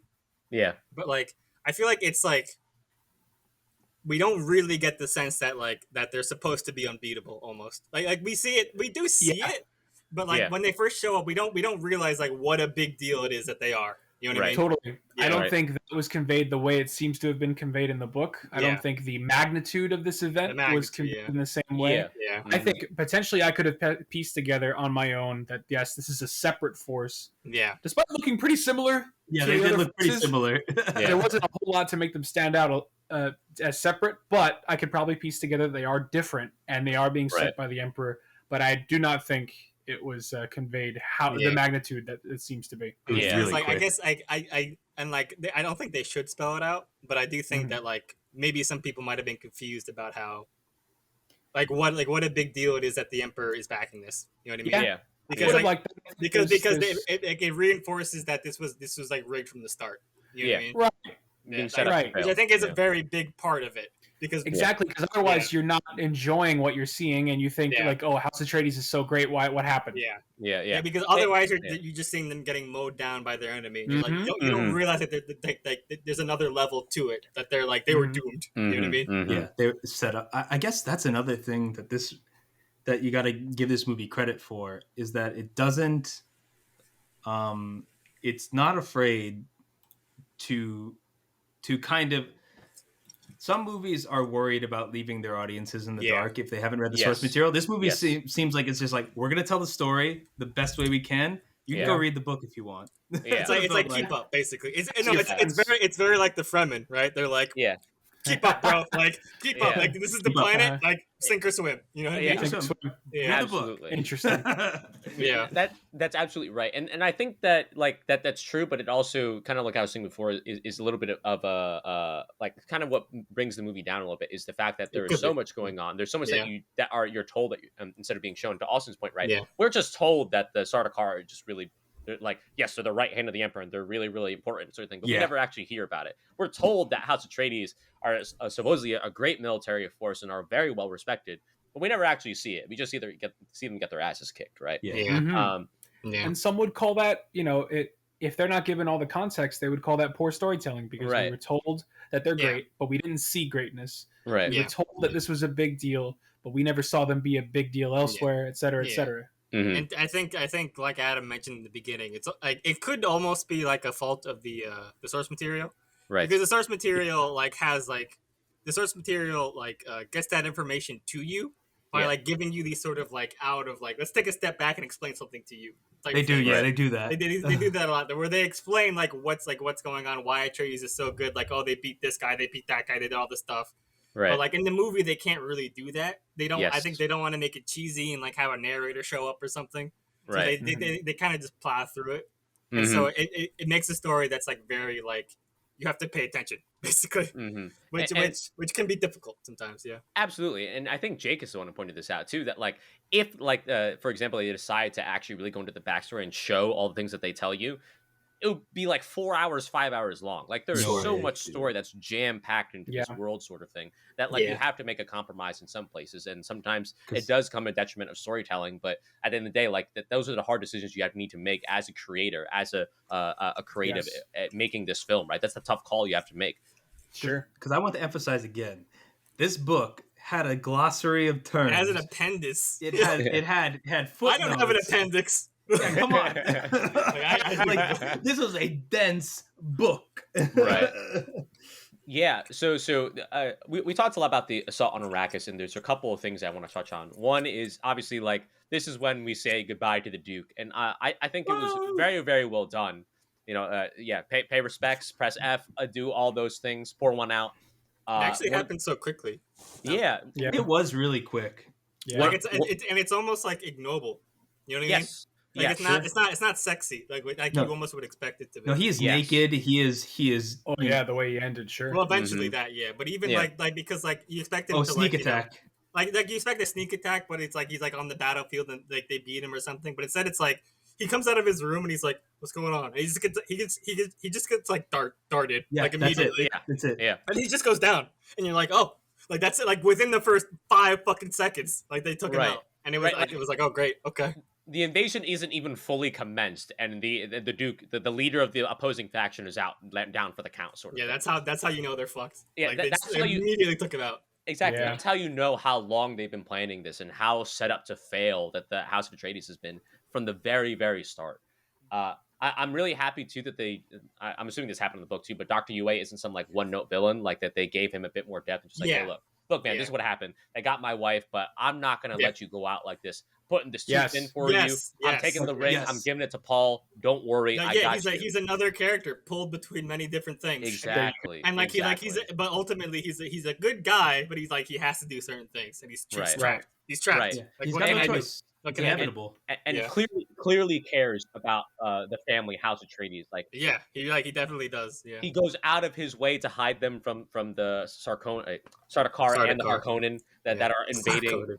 Sarkona, combined. Yeah. They fusion danced. So that was really cool as well. But even I don't know if I would say I really like the action. This isn't like Star Wars, right? We're seeing like all these ultra big dog fights and all that other stuff. Like this is like a straight up like, listen, man, they might as well be wiping that city off the fucking planet. Like it was straight up destroyed. It's all swords and swords and artillery. Yeah, and that's it. and the thing is too, they have shields. The House of Atreides, all their shields are down. So it's like, what can you really do? It's one-sided as fuck. Yeah. Listen, man, they even had Thanos on their side and they couldn't win. So that's right. That really goes to show you how fucked they were. No, it feels very like sci-fi, the battle, because Yeah. it's like it's just like it's like the magnitude of the power of the ships that you're like, oh my, because like we were laughing, Yeah. but like the onslaught of missiles at this like Yeah. like it was like Jesus, like nothing Yeah. is going to Uh-huh. survive, like this Yeah. glassing the whole place. That basically. Yeah. Now, correct me if I'm wrong. We don't actually see Thanos, aka Gurney, ever again. Once he leads them to charge with the bagpipes going. Not in this movie. Yeah, not Yes, in this movie. Not in this movie. I was about Yeah. to ask. I'm assuming because we didn't see him die, that means he's still alive. Because that's just I the think general so. rule. I I think Probably. I honestly don't quite remember, but like Yeah, I I think don't- so. I think Yeah. I'm so. going to Yeah. guess. Yeah. Was Yeah. it Duncan or like Duncan died, but Gurney, I Duncan's think. gone, but I think Which is a Gurney does come shame. back. Yeah. Yeah. All And right. I would also like to say that the theme of so the Dr. Yue gives Duke Leto this like cyanide tooth. He's like, all right, like you're gonna die, man, but like at least you can take out the Baron Yeah. when you do it. And then comes back to this, and all you gotta do is chomp down on this tooth, which is also something that stuck in my brain. Crack Yeah. this tooth, and then blow the gas. It'll be your last breath, but you might kill the Duke, Yeah. right? Yeah. And that again Or comes the up to Baron, the the Baron, theme yeah. of you're not an animal. Right. You have a chance to Yes. kill your captor, kind of thing. Right. There's always a Ah. choice. There It's isn't. it's about planning. Yeah. It's Yes. about being Okay. deliberate. Yes. Deliberate. Planning, deliberation, all really, really big things in this movie. And even something that we see after this is that the Bene Gesserit were also scheming, right? They go to the Baron and be like, hey, look, we know you're going to destroy them. We know you're going to destroy House Atreides, but we need you to protect one of our own in Lady Right. Jessica, as well as her son in Paul, right? Oh yeah, that's right. Yeah. So they do this whole planning thing. They even do like, I'm not sure if it was technology or if it was the Bene Gesserit power. With they make like the silence cone or The whatever. cone. Yeah, Yeah. technology. Oh, okay. But in general, right? They basically like House Harkonnen says like, yeah, we're not gonna harm them. Don't worry. But Wink, then they're just wink. like, Wink. we're not gonna do anything. Right, That right, doesn't right. mean We- Iraqis because- can't. them. You know, yeah, they want to pass a truth sayer test Right. Yeah, we find by out. saying yes, we did not harm them. Yeah, because Right. they promised to Bene Gesserit so they don't get in trouble because Yes. because they are quite powerful, but they do want to kill the lineage completely. Yeah, Yeah. right. Again, it goes back to what we were saying before. They don't want any loose ends, and that's Yeah. part of why they had the Sardaukar even with them. It's just Yeah. like we are trying to literally eradicate any possible thing that could happen from this. No second chances. Yes, Yeah. 100%. But then we see that Lady Jessica as well as Paul are able to escape through the use of the voice, and also one of the people holding them captive was deaf, so that they were able to take Well, advantage yeah. of that What as well. happens is they get like kidnapped by Sardaukar and they're gonna dump them off in the desert, but they Right. use the Jedi mind trick to convince them to fucking kill themselves, basically. Yeah. Basically, Like, basically. Yeah. Yeah. Yeah, and And they, so- and they crash in the desert somewhere. Such a dangerous ability. Yeah. Yeah. But also very easily, because all you have to do is just cover the mouth, right? Mhm. Yeah. Sure. But Or- do all or- Bene Gesserit have this ability? Yeah. Yes. They should. Yeah. I think Wow. it obviously must vary in like how good they are at it. Intensity. Of course, yeah. Like because Right, like, is- because notice that the grandmother or whoever she was, when she said it, like Paul didn't even fucking like he was gone. Yeah. Like Yeah. He didn't even register like, that something was cut- happening. It like Yeah. it Yeah. cut And, scenes and he's so- there, and he's like, oh. Yeah. and like Yeah. because she was not messing around. Yeah. Oh yeah. And that I only- wonder if it's No, go ahead, Austin. Go ahead. is it like the Jedi mind trick where willpower, or what is it? Is it willpower or Yeah. intelligence that makes the Yeah, no, well, difference. we see it because remember the Sardaukar guy, because they try a few times to get him to do things because Right. it's not immediate because Paul has to be the one to do it. Right. And right? part of it is that Paul is like slightly less good at it, but it's Right. also Right. That's what I thought it was. yes, but it's also like I think the Sardaukar are because I think there was some sort of line. There was some sort of line about the Sardaukar just being like hard, like mentally, and like Yeah. Okay. because they have like a very deep I think they mentioned that it's harder to get him to like kill his like brother or something, you know what I mean? Because Yeah. there might be like a deeper emotional like resistance there rather than making Oh yeah. rather than just telling him like let me go, you know what I mean? Yeah. Because Paul doesn't tell him kill your brother. Paul tells him untie my mom so that Yeah. she can tell him to Yeah. kill her. Yeah. You know what I mean? Yeah. Because like obviously that's Uh-huh. like a higher skill check to try Yeah. to get Exactly. him to do that. Right. Because I think that like there is some resistance to it, basically. Okay. But it is quite difficult, I think, to stop it. I think what did they call it? I think they called it something like projecting your will on other people, so you can consider it like a willpower thing. Yeah, it's like Conqueror's hockey. Yeah, I was about to say, it sounds like That's One Piece. It's like, Put it in terms that Austin understands, all right? That's right. Now, one thing obviously they kind of crash into the desert, and then that's when they get into the tent that Austin was kind of talking about before that. You really love that tent. It makes me happy that you really like that tent. I just thought it was such a great idea. Well, I mean, it looked comfy. Clever right? idea. It did look it looked very comfortable, and it seems like Yeah. it seems like a feasible thing in the near future. You know, All right, I'll tell you something. And what a great idea! I'll tell you something. We have that technology to a degree. Wow. What? We can draw using hygroscopic, highly water-loving polymers or materials. We can basically just pass. You can drink your own piss finally. Without Austin, a cup. You can drink your Without needing piss. a cup. Hands free. Hands-free, right into your mouth. Austin, you can sweat, you can cry as much as you want, Skip and then the you can step. drink it later. I do find it funny because we mentioned this when we were watching it, like because they talk about the still suits, which recycle all of your moisture. But I noticed that they only said like, oh, it'll recycle your sweat. But I'm like, in the book they clearly say that it'll recycle your urine. It's your piss as well. But I just find it funny that they like took that out in the movie. Right. Yeah. It's just like that. They'll take it. It's implied. Yeah. It's Yeah. Now, obviously, Jake alluded to it before. The Duke goes out in style. He tries to take the Baron with him. Doesn't work. Yeah. I think that, first off, it was such a bullshit thing. The way, like, Well, it looks like it worked, right? Because like it's right in his fucking face, and he's like, "Oh fuck!" Like, his shield goes. And basically, like the whole room like drops. Like people who are like 6 feet away from him start dropping all around. Yeah, but that's basically, bullshit. Yeah, but we find out later that the Duke like floated up. Oh no! He barely survived. Yeah. It was very ignoble. Like he's like a little rat, basically. Yeah, like he basically floated up to a point in the room where like the gas, like once the gas had settled, it wasn't quite reaching it. So he was like sort of like in this like little pocket, basically. And he was fucked up. He had to go through medical like, treatment. he was still. Yeah, he was out for the rest of the movie, except for in his little tub. He was in his little goop pool. It's important to note as well that before the Duke kind of does that, we also find out that the Baron, and again in a stark contrast to the Duke, is quite cruel in that he actually didn't give Dr. Yue his wife back. He just reunites him with her in the sense of, you're both gonna die, go see each other, and he kills him. Yes. Oh yeah. Oh, you know Ruthless. When I read that, I was like, I know that seems kind of like it's kind of obvious. You see it coming a mile away nowadays. But you're still when like, I read so that, mad. When I read that, I was like, "Oh my god!" Like, that's so cruel. But like, it makes sense because it's like it's another loose end. If Yue got away, because we already see that Yue gave him the pill. You know what I mean? Exactly. If Yue did walk away, he would have done plenty of things to help them. So he's like, "No, I'm gonna kill you." Yeah. And not only that too, I don't know.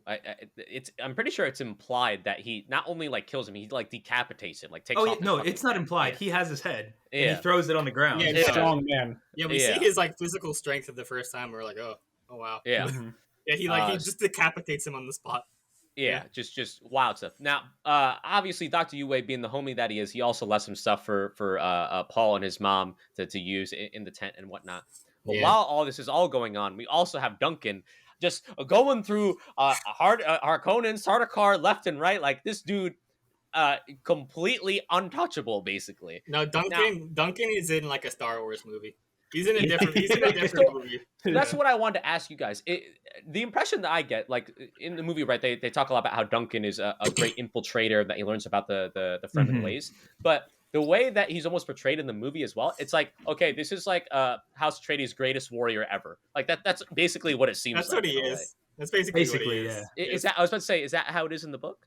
Yeah, they talk about because like they even mentioned in like the movie in like a line, they're like, you got to be careful because they have Duncan, Idaho. Like they have Gurney, they have like he is badass. Yeah, and that's like part of the Atreides' strength, I think, is they have like very good warriors. Mm-hmm. And I guess that's part of it is that like because the way that they fight is so skill based, you have to be slow.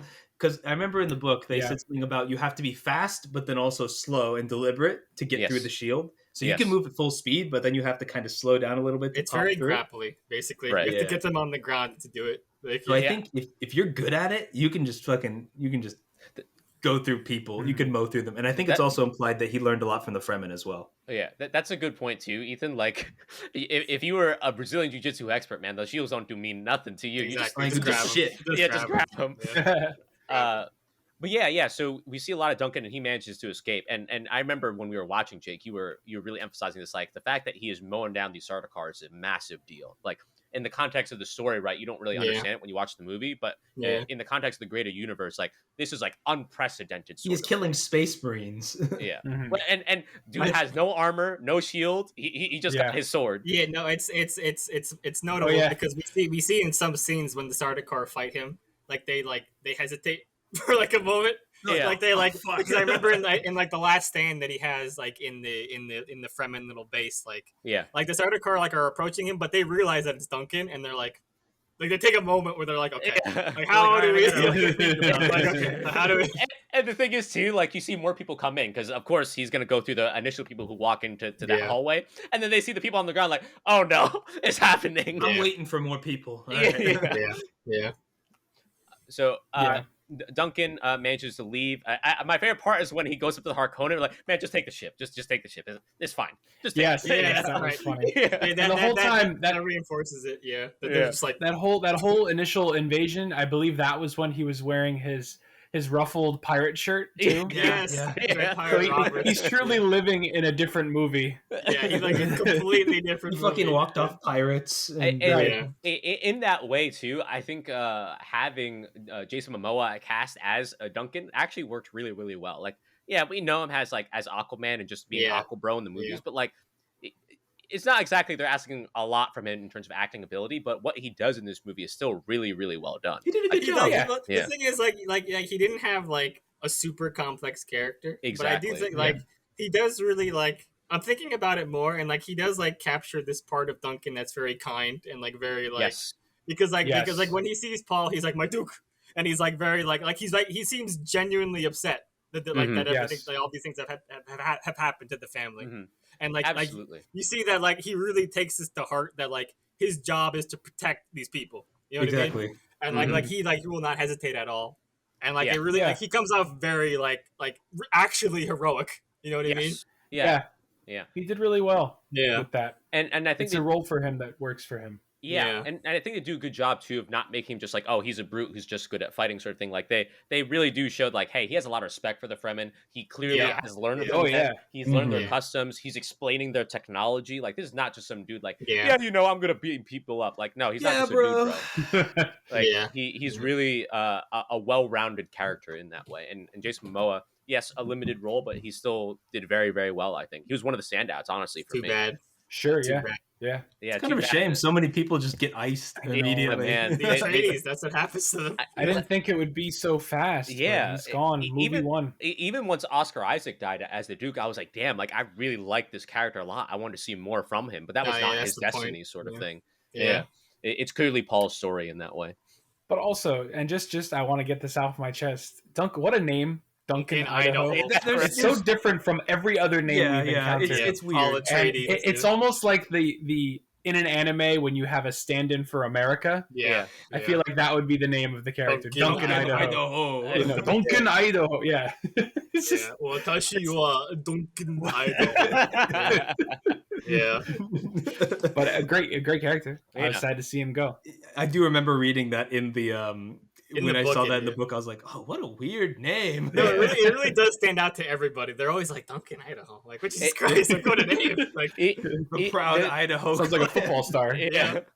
Even the names in this movie in general can get a little weird. Like everyone that's like, oh yeah, that's the Baron. He's Vladimir, and like, oh, we got Duncan Idaho here, and then the main character, it's just Paul. It's just Paul. Paul. Hey, Paul. Paul and Jessica. It is weird because Paul is such a like regular sounding name.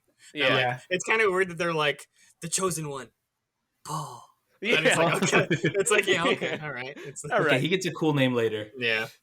So at this point in the movie, Paul and his mom are in the tent. They're just hiding out sort of thing. And this is when Paul gets, like, I guess it's because of the spice. This dude is going to overdrive. He's starting to see everything sort of thing. He sees Zendaya again.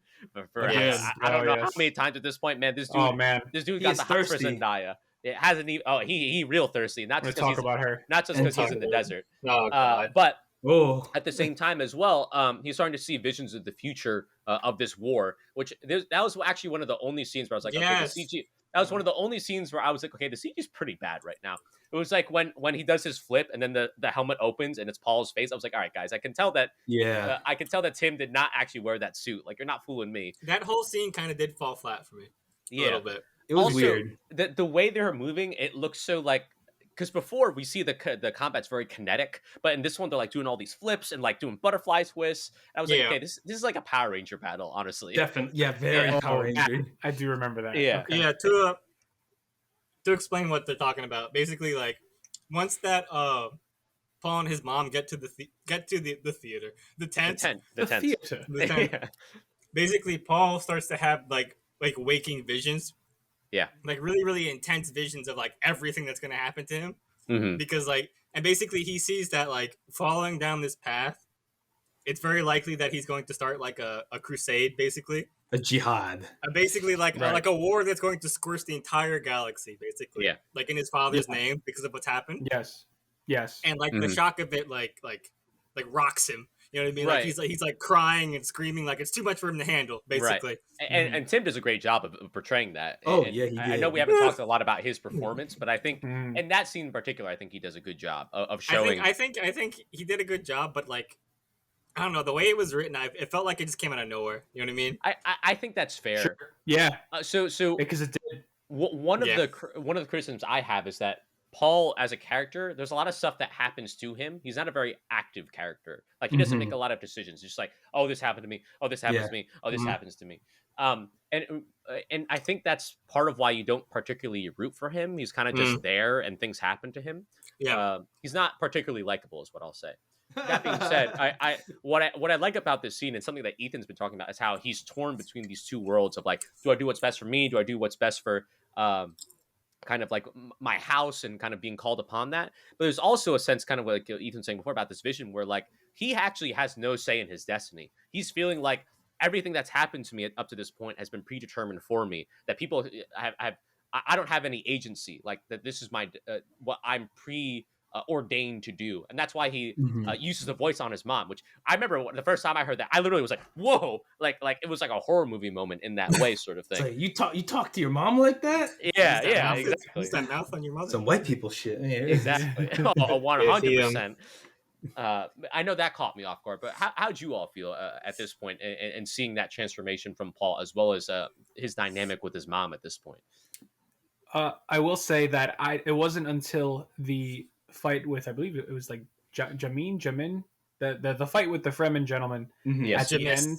Jamis. Yeah. Jamis, thank you. Yeah. It wasn't until then that I realized that these visions that Paul had were only glimpses into possible futures Yes. rather than Yeah. actual outcomes. Before that, like at this scene, I thought like, well, this is what's going to happen. So there was a big tragic feel to it, because You thought it was I inevitable. thought Paul was realizing like, wow, this is what's going to happen, and Right. I don't know how to stop it, Mm-hmm. but this is what will come. And so that was how I had taken the scene, but then it was only later that I realized that these are all just glimpses into possibles. I Right. think it's supposed to be kind of confusing in that way. Yeah. Definitely. Mhm. Absolutely. Because I think even Paul Okay. himself isn't quite sure like Right. what's gonna be like for sure and what's not gonna be. Mm-hmm. Yeah, because he's experienced all, like, I think you hit the nail on the head. We're supposed to feel what Paul's feeling. That's confusion and just like overwhelming of everything that's happening to him. Like, his dad just died, the house It's a betrays has lot. fallen. On top of that, too, he's getting all these visions of these special powers from Bene Gesserit that he doesn't know how to control. Like, it's a lot. And It's I a gotta, lot. I It's a gotta lot. say, like, honestly, I don't know if you remember reading this part, Ethan, but this part was like wilding me out because the way that it goes in the book, it is done like, and I think they did a good job of portraying this in the movie. I like it. I like it a little bit better in the book, but it's hard to portray. It is hard. to Yes. portray, It's 'cause very in hard the, to portray. Mhm. in the book, they'll just like, it's almost as if you're like jumping scene, and it seems like very sudden. Mm-hmm. And it's almost like Ethan put it, like a waking dream. Like, he will just enter into the scene that's this possible future, and that gets really confusing really quick if you're not prepared for it. Yeah. And I think they do a decent job of it in the movie. I but think it's also maybe just it's almost like a medium thing. Like maybe it like works a little bit better in the book because it's like Yeah. like it's almost like you're reading and like mid sentence you're somewhere else. And you're like, what? yeah. You're like Yeah. what? Ah, But like but like in a movie like you have to like change scene and be like, Yeah. okay, we're here. Exactly. Yeah. So like there's like a little bit more like preparedness.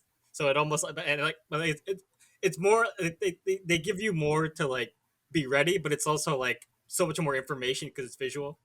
Whereas with the book, it's like easier for your brain to just be like, well, okay, I'm here. Okay, And I'm you over can go here now. back and read it if you want too, Yeah. which I did That a too, bunch. that I too. was like, That too. did I That skip too. a page? Hold on. Yeah.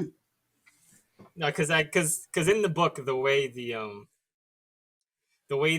mind his mind powers, the way his like visions of like seeing the future are described are like I it's honestly one of those passages that like I think about a lot, like weirdly enough. Yeah. If you remember, Jake, like the way it's described as like this like Was it like this, threads? no, it's like a cloth.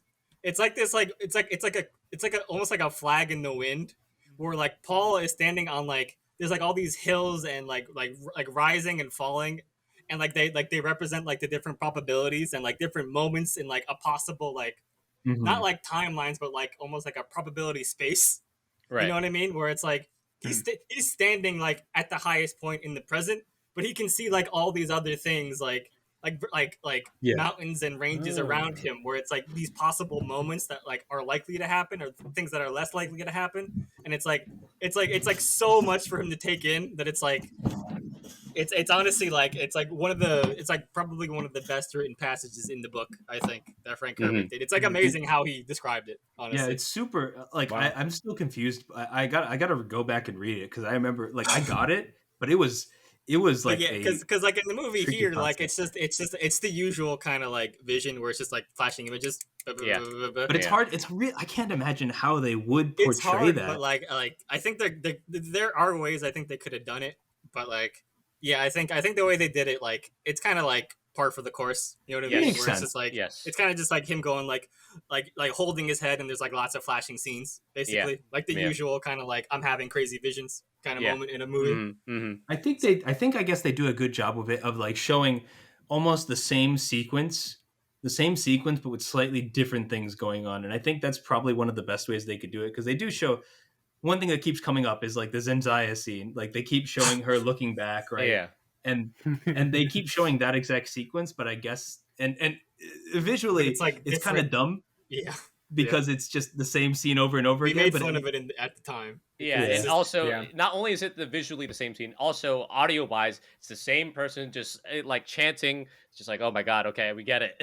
Yeah, no, it's because like we find out basically that Zendaya was in this movie to do one thing, Yeah, just to That's like to look back. Look back like 7 times or throughout the movie. It's like okay, Hey, so man. it gets a little tired. Zendaya Yeah. secured the bag, that's for sure. She did. So, so that whole thing happens in the tent, and once they're out of the tent, they make like an offhand comment that they have like some sort of like beacon or distress beacon. That's how Duncan finds them. Yes, Duncan comes down in the copter. Yeah, I remember the first time I saw it, I was like, how did Duncan find these people? Because I missed that line where like, oh, we have a beacon sort of thing. Yeah, it's like Yeah, they go blink and you quick. miss it. Yeah, Right? I was like, was Duncan just going around the desert in circles, like trying to find these Yeah, people? they I have guess because there's not much else Yue out gave them the beacon. Yes, that exactly. Duncan would allow them to find them. Yue, again, like even in death, he did his best that he could for House Atreides. And so, and also at the same time, Paul gets the ring to rightfully showing that he's the heir, sort of thing, to House Atreides. Now, once Duncan picks him up, they go to, I believe it was like an ecological station or whatever. Yes, they meet up with Kynes. With Dr. Kynes. And I actually, this is something that Austin that you pointed out. They give a really, really cool like tidbit kind of fact that when they arrived at Arrakis, they were actually planning terraforming the planet and getting the water out from underground. But once they discovered the spice, we're like, nah, never mind. They changed that. Yeah, they changed the idea. All of a sudden, they were like, no, let's keep the desert. This is fine, actually. This is fine, actually. because we find out that like if they got rid of the desert, they would get rid of the spice, and the spice is far more valuable than Dune would be. Arrakis would be as a normal planet. Basically. Yes. So, like, up the Fremen, you know, we need the spice. That's more valuable than the people having a nice. And to be fair, even the idea of like turning the planet into like luscious forests, it's kind of gentrifying. Like, did they ask the Fremen if they wanted it? You know what I mean? I have to Fremen do wonder. want it though. I have to wonder Nope. if the Fremen They're want just it. like, look at all this free real estate. Right. I think that's I don't know if it's brought up, but I think that's the promise of the Messiah that they're waiting for, is to bring them into this. I see. They're like, we've had such a hard, terrible life in this desert. I see. Right. Paul will bring So us they do out. want it. I see. They do want it because like it's a shitty, like they do well living there, but Right. it's not a fun place to live. Yeah. Right. But they don't want it at their own expense. Like if this other force had come in and terraformed everything. I mean, all these people live underground. I don't know how that would not go well. Well, I mean, Mhm. they It manage, has to right? be controlled. But they were looking to just take over. They weren't looking Yeah, to they like, were oh, look looking at this. We're going to give you Yeah. They were looking to that take it over. messianic Yeah. Mhm. role. They were just going to like, well, this is ours now, and we're going to make it luscious. Yeah. And I then guess they it's the found question of whether, resource. I don't know if they said whether or not the ecological station was built by Fremen or by other Right. people. But I'm pretty sure it would be like the Emperor's people. Yeah, I would assume. But it was a cool scene too because we actually see that there has been some green that was being able. Yeah, I to actually be really made. like this scene. I like Yeah. visually, I like Yeah, this right? scene a lot. Like Mm. I like the whole space of the ecological station. Like it's Right. Oh, yeah. it's very kind of open and airy, but it's also like tunnels through the ground.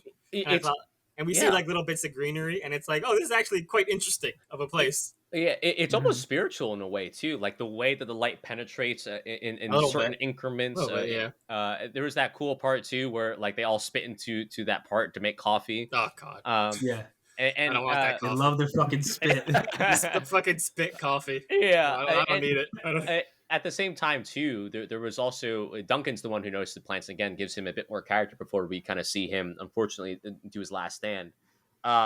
But we get a bit more backstory, and this is kind of where Ethan was talking about before, about where you see kind how she's actually pulled between everything. Like she didn't have to like provide help for them, right? She could just protect herself, sort of It's thing. another person sticking their neck out. Like, Yeah, Yeah. because like Mhm. Paul, we find out that Paul, like, this is one of the first uses of Paul's like weird like prescience, yes, because he points out that like, because Kynes is like, I forget what she says exactly, but she's like I'm like I don't have to help you, like I work for the Emperor, I can't do this, I can't do that. right. Like, but like Paul kind of catches her off guard by saying like, you loved a Fremen once, and she's like very taken off by that, like she's very Yeah. like taken aback. She's like, how did you know that, like sort of thing, which Mhm. sort of like pushes her to help them a little bit more, sort of thing. Right. And I guess that's a weird point of like, he can't read people's minds, but basically he can take in so much information and process it that he can make a really good guess. Yeah, As like to- deduction sort of thing. Yeah, Yeah. it's like super deduction. It, And- might and- be, it might be like an Arrival thing where like in the future he found out about Kynes. Yeah, Right. yeah, And his future self is telling him now that she did this. Yeah. exactly. It's super weird. Go read the Yeah. book; it's worth it. It Yeah. could. One thing I like about this scene too is this is Oh my one god, of the first. Austin's wasting all the water. Yeah, Austin, Austin, what are you Spit on doing? me. Austin, Spit on me. for the viewers at home, Austin just took like a 20-second chug out Yeah. of his, And then out he of his fucking put it on the out of his ground fucking too. thing. Yeah, He wasted all I of our was water. thirsty. I was thirsty. I was Yeah, thirsty. yeah. You know who else is thirsty? Arrakis. Yeah, All right. I love I would be Arrakis. the guy to eat 2 rations in a Planet day. is Yeah. thirsty. Sorry, guys. I ate 3 rations. I was hungry. Now, We before only had 2 left. I don't want to drink this still suit water. There's pee in there. Austin was Yeah. just hungry and thirsty. So Yeah. the one thing I like about this scene too, before we get to Duncan's last stand, is that this is one of the first times in the movie where Paul makes an active choice. Like he pitches to Dr. Kynes like, "Hey, this is what we're gonna do. This is how we're gonna get out of this." And he talks about how like, "Oh, I'm gonna make a play for the throne and be like the Emperor's heir," because he doesn't. Oh, yeah, really that's want right. to. He has his whole plot. Yeah. Yeah, this is one But of she the kind first of times. makes fun of, to be Yeah, honest. she does. She's like, "You would make a play for the throne." because Paul, the thing at this moment is that Paul and Jessica are still hanging on to their previous lives. Yes. Like they still have this expectation that they're gonna get off the planet. yes. You know what I mean? And so the plan that Paul has is he's like, Kynes, get me off the planet. We'll go to like the Congress basically, and we'll Mhm. tell them what happened, and Yeah. we'll be able to do something politically and like fix all of this. Yes. And Kynes is like, that's not gonna happen because like It's not gonna work, like man. you're just like one kid. Like they're gonna kill you before you even get to the fucking like room basically. Right. And Right. You think the Emperor's gonna let you do that, man? He set you up. Yeah, Yeah. basically Kynes has to remind them like you're here now, basically. And like Well- Paul and Jessica have to accept Mm. that like they're gonna stay here. like this is their life basically. That's an important distinction, Jake, as well, because we as the audience know that they've been set up the entire time, but Paul and Jessica are only under the impression that the Harkonnen struck back because like they want the spices themselves, sort of thing. Yeah. And that the Emperor like just simply doesn't know about it. It's a bit of a dramatic irony in that sort of way. I think they do kind of know, but they might have seen the Sardaukar. I know because they know because I guess Duncan saw it. Because the Duke knows, because the Emperor gave Duke Leto the planet, and the Duke was very clear to his family, this is not a gift. Right. So like they kind of know that the Emperor is not on their side, but I think but they're still like sort of planning to like try and get one over on him still. Basically. Right. Oh, okay, no, that's a good distinction. Now, this is actually one of my favorite scenes in the movie. I'll be honest. I think Duncan's last stand is so well shot. It was really good. It's so well done. It was pretty good. Yeah. Obviously, Jason Momoa is always a visceral kind of physical actor. He knows how to make that work, and we've seen that in Aquaman and Game of Thrones. But at the same time, too, it goes to show what Jake said. Like the fact that he's mowing down all these Sardaukar shows his skill. And we've talked about the hesitation that even some of them have kind of had. I even like the intro, right, of the Sardaukar, where like they're all having coffee, and then like they like hear something, and then like all the Fremen like hide, and then they like take out some of the Sardaukar. I think that was really cool. Yeah, they try to fight back a bit. Yeah, a really cool kind of showcase there. But it also goes back to something that happened earlier in the movie where Paul has had these visions that Duncan will die, and he keeps on trying to prevent and do everything he can to make sure Duncan doesn't. And he's so happy whenever he sees Duncan. He's like, oh my God, thank God you're not dead. But now the prophecy kind of fulfills itself, and Duncan, he closes the door, he does the whole House of Atreides like little knife pose, and he's like, this is it. Like I'm gonna do everything I can to make sure that the lineage lives on, that House Atreides lives on. It goes back to something that Ethan said. This man is completely committed, no matter what, to protecting the house that he helped build. Yeah. And he dies. That's what he gets, right? Because he's a fucking idiot. He's a fucking idiot. No, but it's one of those things where like it's one of those things where like a lot of what the movie does is that it's familiar enough in that like it's like okay, it's a final stand, or it's like okay, he's fighting, but he's punching people, he's kicking people, but like the twist of the scene that makes it quite good actually, and like not sort of like generic, is that like at some point they kind of take down Duncan, and they're sort of like lasering through the door. What, this laser is insane, by the way. Because the laser just goes straight, and so the problem is when they're boring through the door, they've blocked off the exit with the laser. Like they can't cross over the laser. I guess they could probably jump over they could jump it, but it's still dangerous because you don't know what's going to happen, sort of thing. Yeah, basically, like they're cut off, and basically what Duncan has to do, and like his heroic moment, basically, is that he's able to like wrestle like the machine from these dudes long enough for the laser to let up, so that they can actually escape. Yes, which I thought was like it made the scene more like interesting. Basically, I was like, oh, like what's going on? Like what's happening? It wasn't just him killing people; it was him actually trying to stop this like specific thing. Right. I thought it was cool. Definitely some Boromir from Fellowship of the Ring vibes in that way, right? I also like it too because there's you might have noticed this, Jake. Even the way it's shot and that it's a hallway, I was getting some Old Boy vibes in that way as well. I think whenever we have a hallway fight, we get Old Boy vibes. I think everybody draws from that. That's very fair. It is. Whenever they're stuck in like that one room, you're like, okay. It's always Old Boy because that was such a good scene. You know? It's just... Absolutely. So anything else you want? Austin, anything you want to say about Duncan's last stand before we move on? Duncan. No, it was very good. I was sad to see him go so fast. Yeah, I thought he would be a big part of this. That's why he had to go, right? Because it was too good. Yeah, too good. But that's a terrible world. I mean, that's one thing about this movie, man. It's a hell of a cast, and even though some of them are obviously died in this movie, like you could tell they really tried to put in a lot of effort to not only casting right, but the actors themselves put a lot of effort into making sure they portrayed their characters in the best way possible. Yeah. So.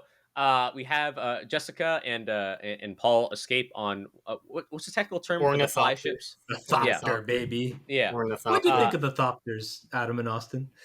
I loved it. I think they're great. Like another weird way to do it, where I'm just like, okay. You have inspiration from birds, But then you could also, I suppose, what's the other flying animal that The you bug. can take inspiration? Dragonflies, The bug. baby.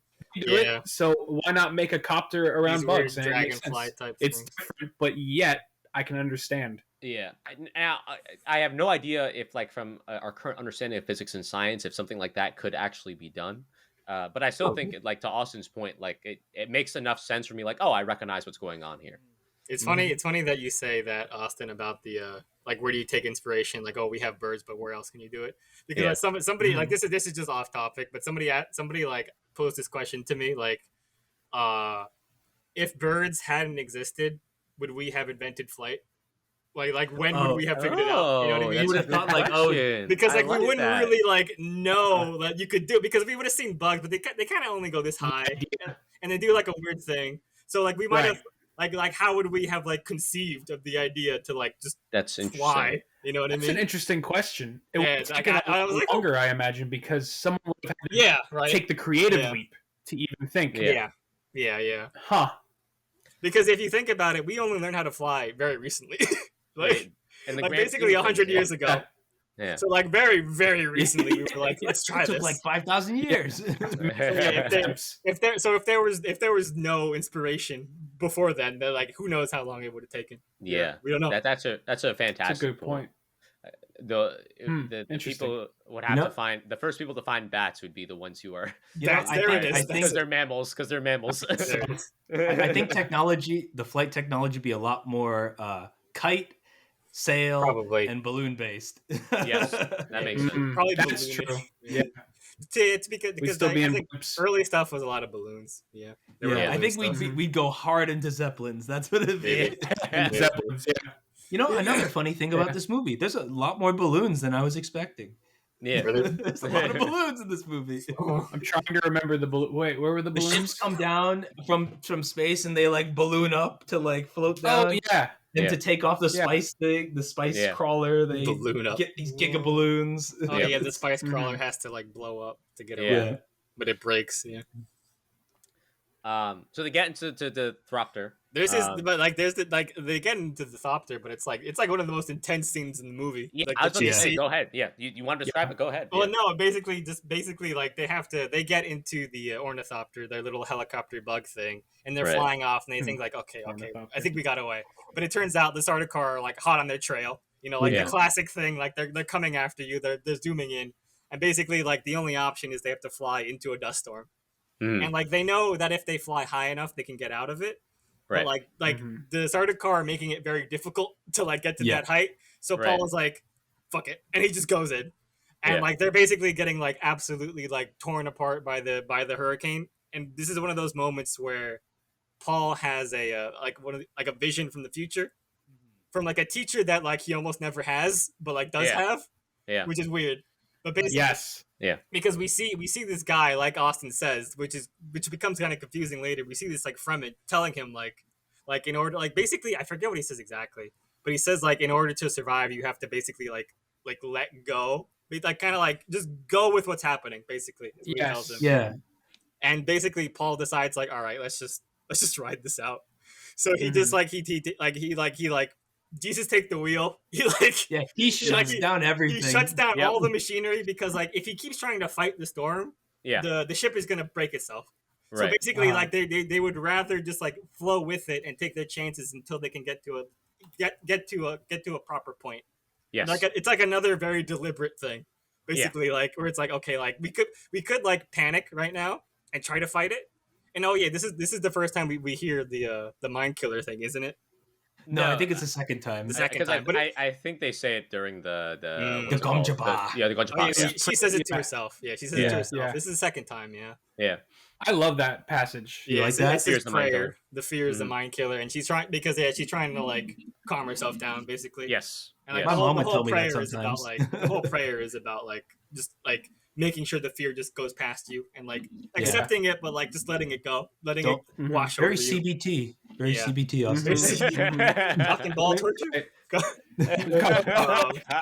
Yeah, very that's the biggest therapy craze, man. Yeah, man. CBT. CBT. But yeah, basically, Paul and his mother have to they fly around for a bit, but eventually they're able to soar to the top. Yes. and escape the dust, and they end up in the desert again. They have to keep walking to find more from. I love the scene. Visually, I think it's so well done. It shows another. Again, we're seeing Paul make more decisions. Right, he's the one who's saying, "Here's what we're going to do," sort of thing. He's taking a more active role. And on top of that, too, I think it goes kind of like something that's a theme, I suppose, in Dune overall is like the harmony with nature and how the Fremen have accepted like that they don't dominate nature, they like coexist with it, sort of thing. And going through the sandstorm is very much the same thing of just like don't try and fight it and overcome it, like just learn to live with it, sort of thing. So I'm really glad that you kind of pointed that out. It's a good scene. Yeah. So they land. They get into their they get into their, what's the name of the suits again? Wetsuits. Still suits. That scene was very Mad Max Fury Road. It was also really weird too because they like linger on like the oh, this is really weird, mom and son. Oh yeah, that was weird. I was like, this is an odd shot choice. Yeah, there was an odd shot where like Jessica seems like modest around her son, where it's it's like what? I don't know what there was some like past. Why are we highlighting this? Yeah, I'm not sure what it was. It's a weird little moment where like, okay, I have to briefly get naked, and then like, all right, I'll look this way, mom. Oh, I guess I have to too. Let me just. Yeah. I guess there's no privacy in the desert. I guess it's a vulnerability thing too. Perhaps it's that they come from a more luxury lifestyle where they can go to a separate room. Like, we're here. Laid bare in this desert. Yeah. So they're going through. Then suddenly they try their best to do the whole. They're going through the sand step or whatever. To make sure that they don't attract the worms. The walk without rhythm. Yeah. Yes. Because your walks when you walk on the sand in certain areas, it's going to attract the worms due to vibrations. Yeah. And then they seemed exhausting. Yeah. Oh yeah, it was a whole little. You had to like do this like shuffle. Like this was kind of funny. I don't know how I pictured it in my head exactly, but it wasn't this. It looked kind of silly, and like you also noticed that they kind of like drop it a little bit. You know what I mean? A little bit. Right. They kind of stopped doing it at certain points where you're like, all right, like you guys stopped. Right. Like, I almost feel like it would be easier if all you need to do is be a rhythmic. You might as well just do kind of like tap dancing motions, where you do weird things with your feet that make it you go suddenly up, suddenly down, as opposed to hopping around, and sliding this way. I think it's also because of like they can't walk in a straight line. Maybe you know what I mean. Because even that would sort of start to become like a pattern a little bit, or it starts to seem weird. Okay. So they have to walk in this truly random way, basically. Yeah. It's supposed to mimic the shifting sands. It's supposed to mimic like the wind, basically. Yeah. Right. It sounds exhausting. It's really weird. Like it's walking on in the desert on all this sand. It's nothing is easy. It's probably the only place that this adaptation kind of looks silly for like a moment where you're like, all right. And I guess it's like, what else can you do? I guess, but because, in order to be arrhythmic, you're gonna look a little funny doing it. It's a cool concept. It just kind of like translated weirdly and visually. Now, one thing that we forgot to mention too is that Kynes, she splits off from Paul and Jessica, right? She tries to escape herself, right? And she calls the sandworm. I'm assuming she was planning on traveling onto the sandworm. That's why she had like the climbing. We get teased. We get teased, right? Because we find out that like because she's like kind of Fremen. She's able to summon a sandworm with a device, which like purposely makes thumps to call one. And we see her like the worm is coming, but like she has these ice picks, and you're like, what's gonna happen? Like really? Like is she gonna? but unfortunately, the fucking Sardaukar bastards show up, and they just like shoot her. But luckily she's able to. She just keeps thumping on the ground, and the worm eats them all. It's quite like it's like I forget what she says, like my god is here or something. It's like kills them, like because just like, oh, you betrayed the emperor, like who you serve, I serve the Messiah. I only serve the desert or something. Something like that. But again, it goes back to the whole spiritual side of the desert sort of thing, and kind of like they just fall in. The Sardaukar like. They're about to do the finishing blow. Like, whoa, what's going on? Because she starts doing the thumpy thump. It's martyrdom. That's what it is. She's like, I'm going down. You're not going to follow them. Yeah. And this is the point in the movie where I think kind of the religious zealotry of the Fremen really hits home for the first time. Because you're like, oh, she just martyrdomed herself. Yes. Like she was like I serve. I don't serve I serve the true emperor or whatever. It's just like, all right, if I'm going down, I'm doing I'm this. taking you down with me, sort of thing. And it was such a crazy, like, we've seen the worm before, but it's still the same kind of thing where it's just like worm comes up from the ground, Yeah, you and don't see it and too they're like, much. oh. Mhm. Yeah. So Jessica and Paul are making their way. They're trying to find salvation, sort of thing. And then exactly did they step on? It was a specific drum kind It of was sand. so sand. stupid too. It was Like, specific drum kind it of was sand. like what was it called, Jake? It's drum sand. drum sand. sand. Oh yeah. So it's like specifically saying that you can't step on It's because like, hollow sand. It'll because I think because there's like pockets or caverns because it's like hardened or something underneath. Yeah. Mhm. So like if you step on it, it immediately makes all these echoes, and so it That immediately came out of nowhere. yeah no it came out of nowhere in the book nowhere. too. Like Yeah. literally nowhere. It just comes out Yeah. and you're like, all right, okay, I guess they're fucked now. But Yeah. so they have It's to Would like have been run nice to across. have. Yeah. it's one of Yeah. those It would've been stupid nice to have things. Yeah. Yeah. So they run away, but then the worm stops. I'm assuming it's implied because Paul has some sort of like control, or it knows that. No, Oh, no. okay. I No, thought that was why. I think it's two reasons. I think somebody sets off a thumper, and I think Yes. they're on. Yeah, we They're find on out rock. later. I think it's Tremors rules where they're not allowed to go on They rocks. can't go on rocks. Oh, Can't do okay. it. Can't do it. Because the way that it like stops and looks at yeah. him and then moves away, I was like, oh, Oh yeah. yeah. I thought that No, was. I an think indicator. it's meant to feel like that, and Okay. I think in a way it's like supposed to kind of like symbolize that in a way, but like Yeah, we find yeah, out the yeah. actual reasoning is It's because like, there's a thumper. Somebody drew it away. Yeah. Okay. Yeah. All right. Yeah. That makes sense. Because So- I think somebody mentions that in the They do. yeah, they're like he stopped the worm. Shai Hulud, and it's like, no, my thumper did that. He's a fraud. So Yeah, I guess in that way it's like almost left ambiguous. Like Yeah. did it stop because it was Paul or was it the thumper? Yeah. Mm-hmm. So this is we're getting to the end here. This is Basically. where Paul and Jessica meet up with some of the Fremen. We see Stilgar again. Stilgar. We also see Jamis, Jamis. who is the person that Paul has seen in his visions, who's the one who taught him. It's some so of the interesting ways of because the in his desert. visions he seems so kind, right? And like Yeah, young yeah. sensei, but we meet the actual Jamis and he's like really aggressive. Yeah. He's like basically Yeah. he's like a thug basically, and he's like Which makes me wonder what Paul did in the timeline Exactly. where Jamis approves. exactly like we don't know. You know? We don't know. Yeah. It's certainly a contrast. Like in the visions, this dude might as well be Mr. Miyagi over here. Like he's just Yeah, like, he's like, oh, I will teach you the ways. yeah, like I'll for teach real. you the way. And then like literally they walk in like into like I'm assuming like this cavern kind of area, open Canyon. cavern. Yeah. Yeah. And then like immediately it's like, all right, we're gonna kill them, get their water. It's like, oh my god, like bro. Yeah. Well, Stilgar suggests killing them immediately because he's like, yeah, let's just kill them. But then Yeah. like he finds out that like I think he finds out that like she's a Bene Gesserit and Paul is like actually kind of strong too. So he's like, Yeah. all right, whatever. They Let's can just pull their take them. weight. He's like, Yeah. all right, we'll take them. Yeah. But Jamis is like not having it. He's just Mhm. no. He specifically is disagreeing with the leader. He's Right. he's like pulling a mutiny basically. Yeah. He's like, no. Even Stilgar, so many times like, man, like, come on, we don't. Yeah, we Stilgar really is like, shouldn't don't do this. Like, don't Yeah, do like this, man, come on, like no, please, like no, please, bro, like let's not. And then But he just Jamis is like, no, insists on it. I invoke my right to like have a duel Mhm. with somebody right. because he specifically challenges Jessica. Jessica. Because Yes. like I guess because he doesn't like Bene Gesserit or something, but he specifically challenges. He challenges her because he doesn't believe that she can do it. Like she's strong enough or something. Well, it was that, and I think in terms of the rules of like the initiation of this ritual, it's because Jessica overpowered Stilgar, and therefore she's the leader, sort of thing. Oh, that's right. Yeah, Yeah. that weird Oh yes, that was it. Yeah, might makes right. So kind of he thing. so he is no longer strong right. yeah, because the leader is the strong one.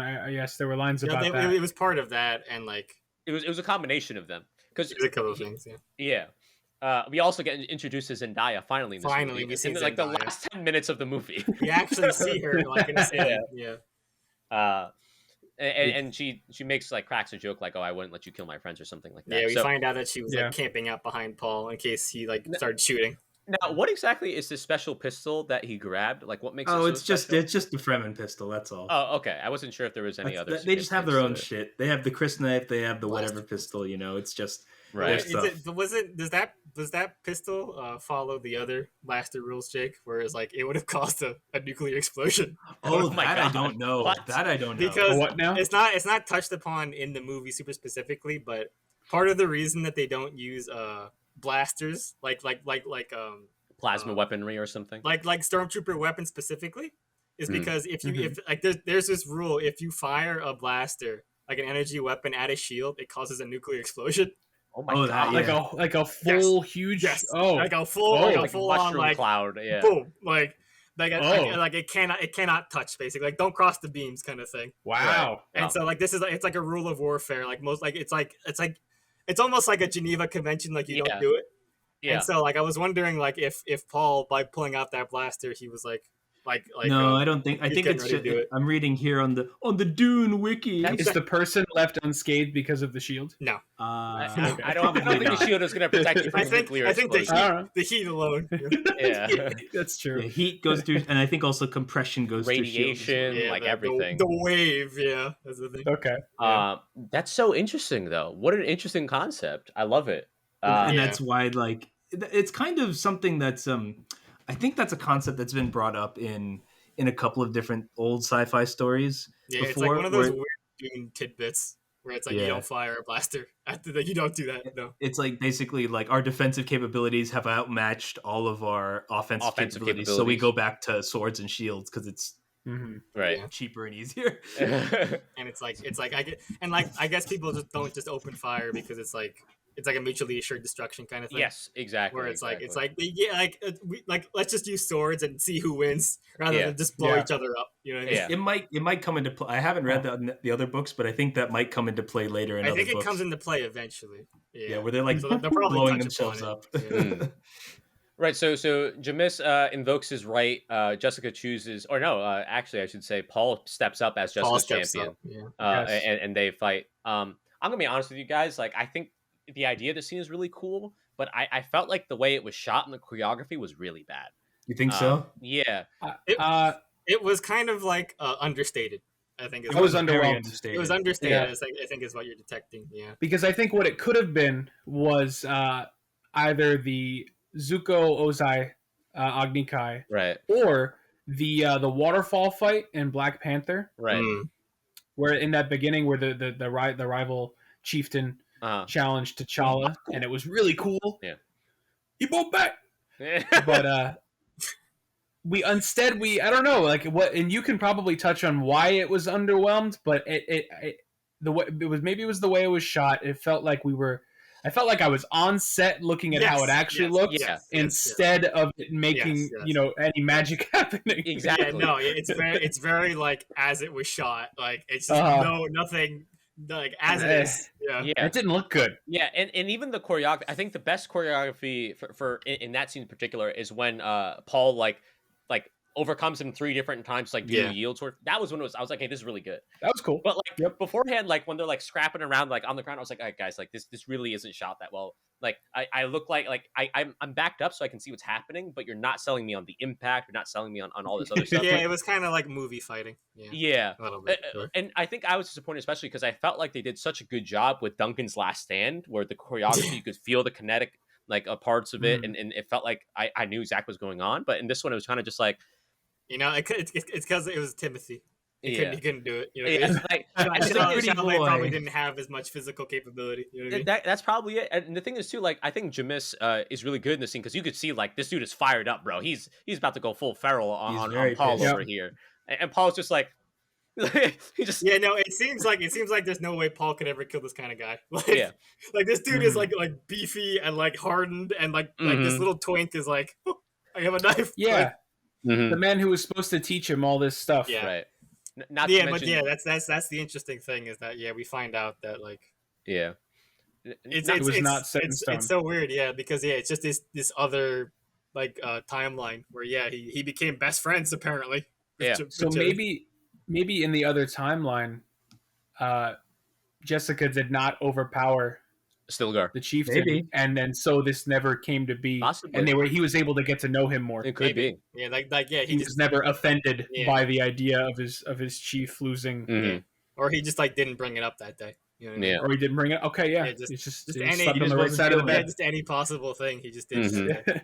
But instead he chose that in that moment to do that. Right. And Paul didn't know how to get out of it, so he was just like, all right. It certainly was a big decision. Yeah.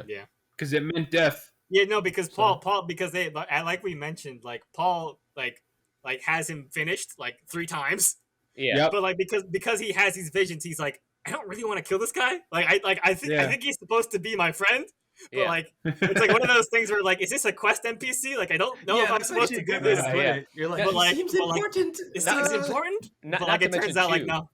Yeah, not to mention as well, I think Jessica says this, like, he's never killed anyone before. Like, this is like a first for him to actually so take he's someone's hesitating life. because of that. Yeah, So yeah, he has all these conflicting reasons, and like it takes a while for him to be like, I guess I have to kill him. And Yeah. and so he does, and he just goes down.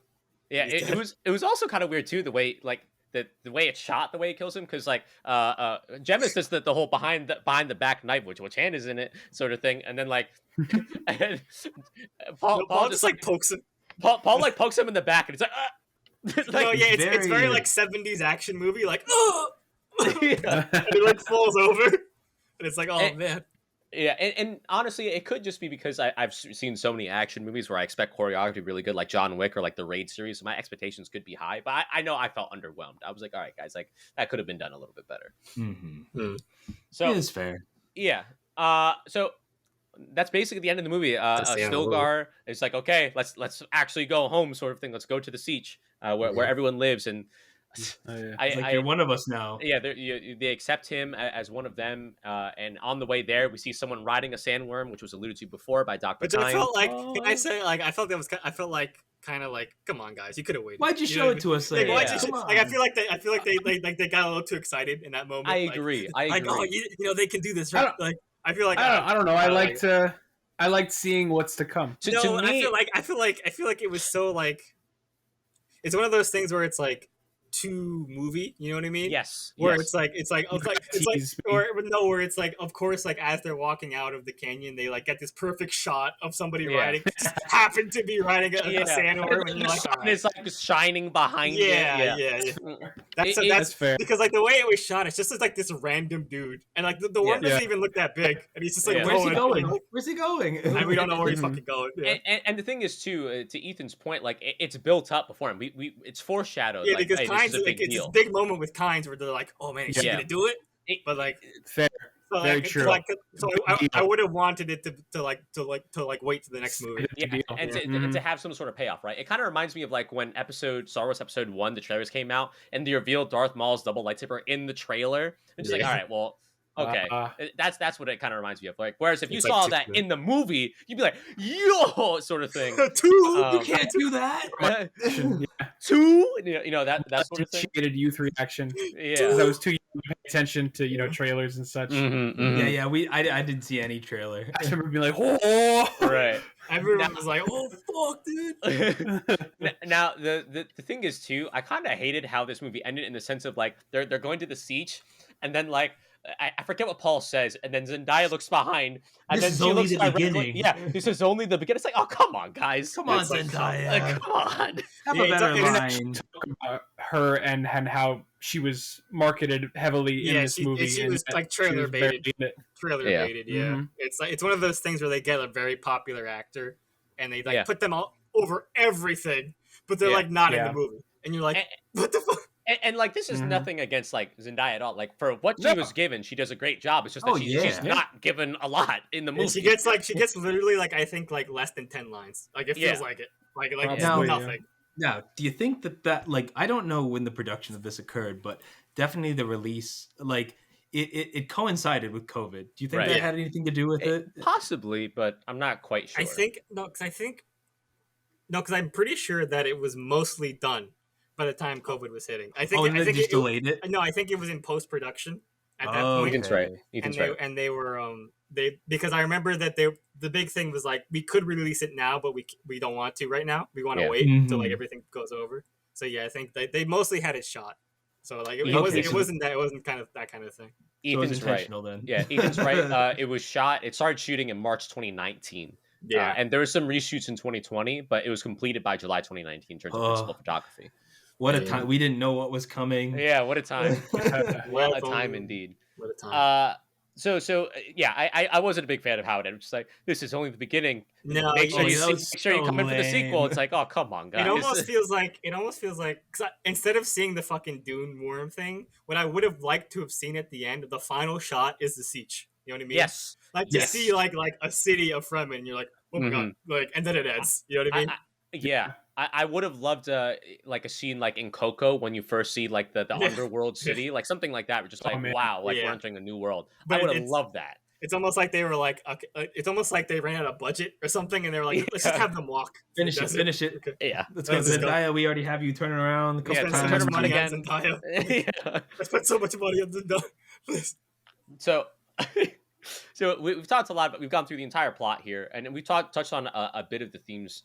I know one thing that I asked Jake and Ethan, since they read the original book. The entire time I was watching this, I was like, this feels like an allegory for the Middle East right now. But as both of you kind of pointed out, like obviously Middle Eastern intervention is a much bigger thing nowadays than it was when this book was made in the 60s. But I mean, if you just take out literally what spices and interchange it with oil, it might as well be the same thing in terms of the resource importance of that to the greater world and that's because in the 60s, like, wasn't like, I feel like there was like, it was one of those things where like a lot of the Middle East was still pretty progressive. You know what I mean? It was fairly progressive, but we were getting into oil at the time. Yeah. And I think that I think maybe you could compare it to Afghanistan, which has always been a problem area. Mm-hmm. Not generally the Middle East, which I think is another story, but Afghanistan has always been fought over by world powers. Right. It was the proxy war area for like the USSR and the US. And if you want to talk about a hard people that have been made by hard times, that's the Afghanistan For real. people. The fucking mountains and God. Yeah. Yeah. Mm-hmm. Like, so if there is, so I do think that there definitely is some. Yeah. Oh, but no, because Frank Herbert was a journalist.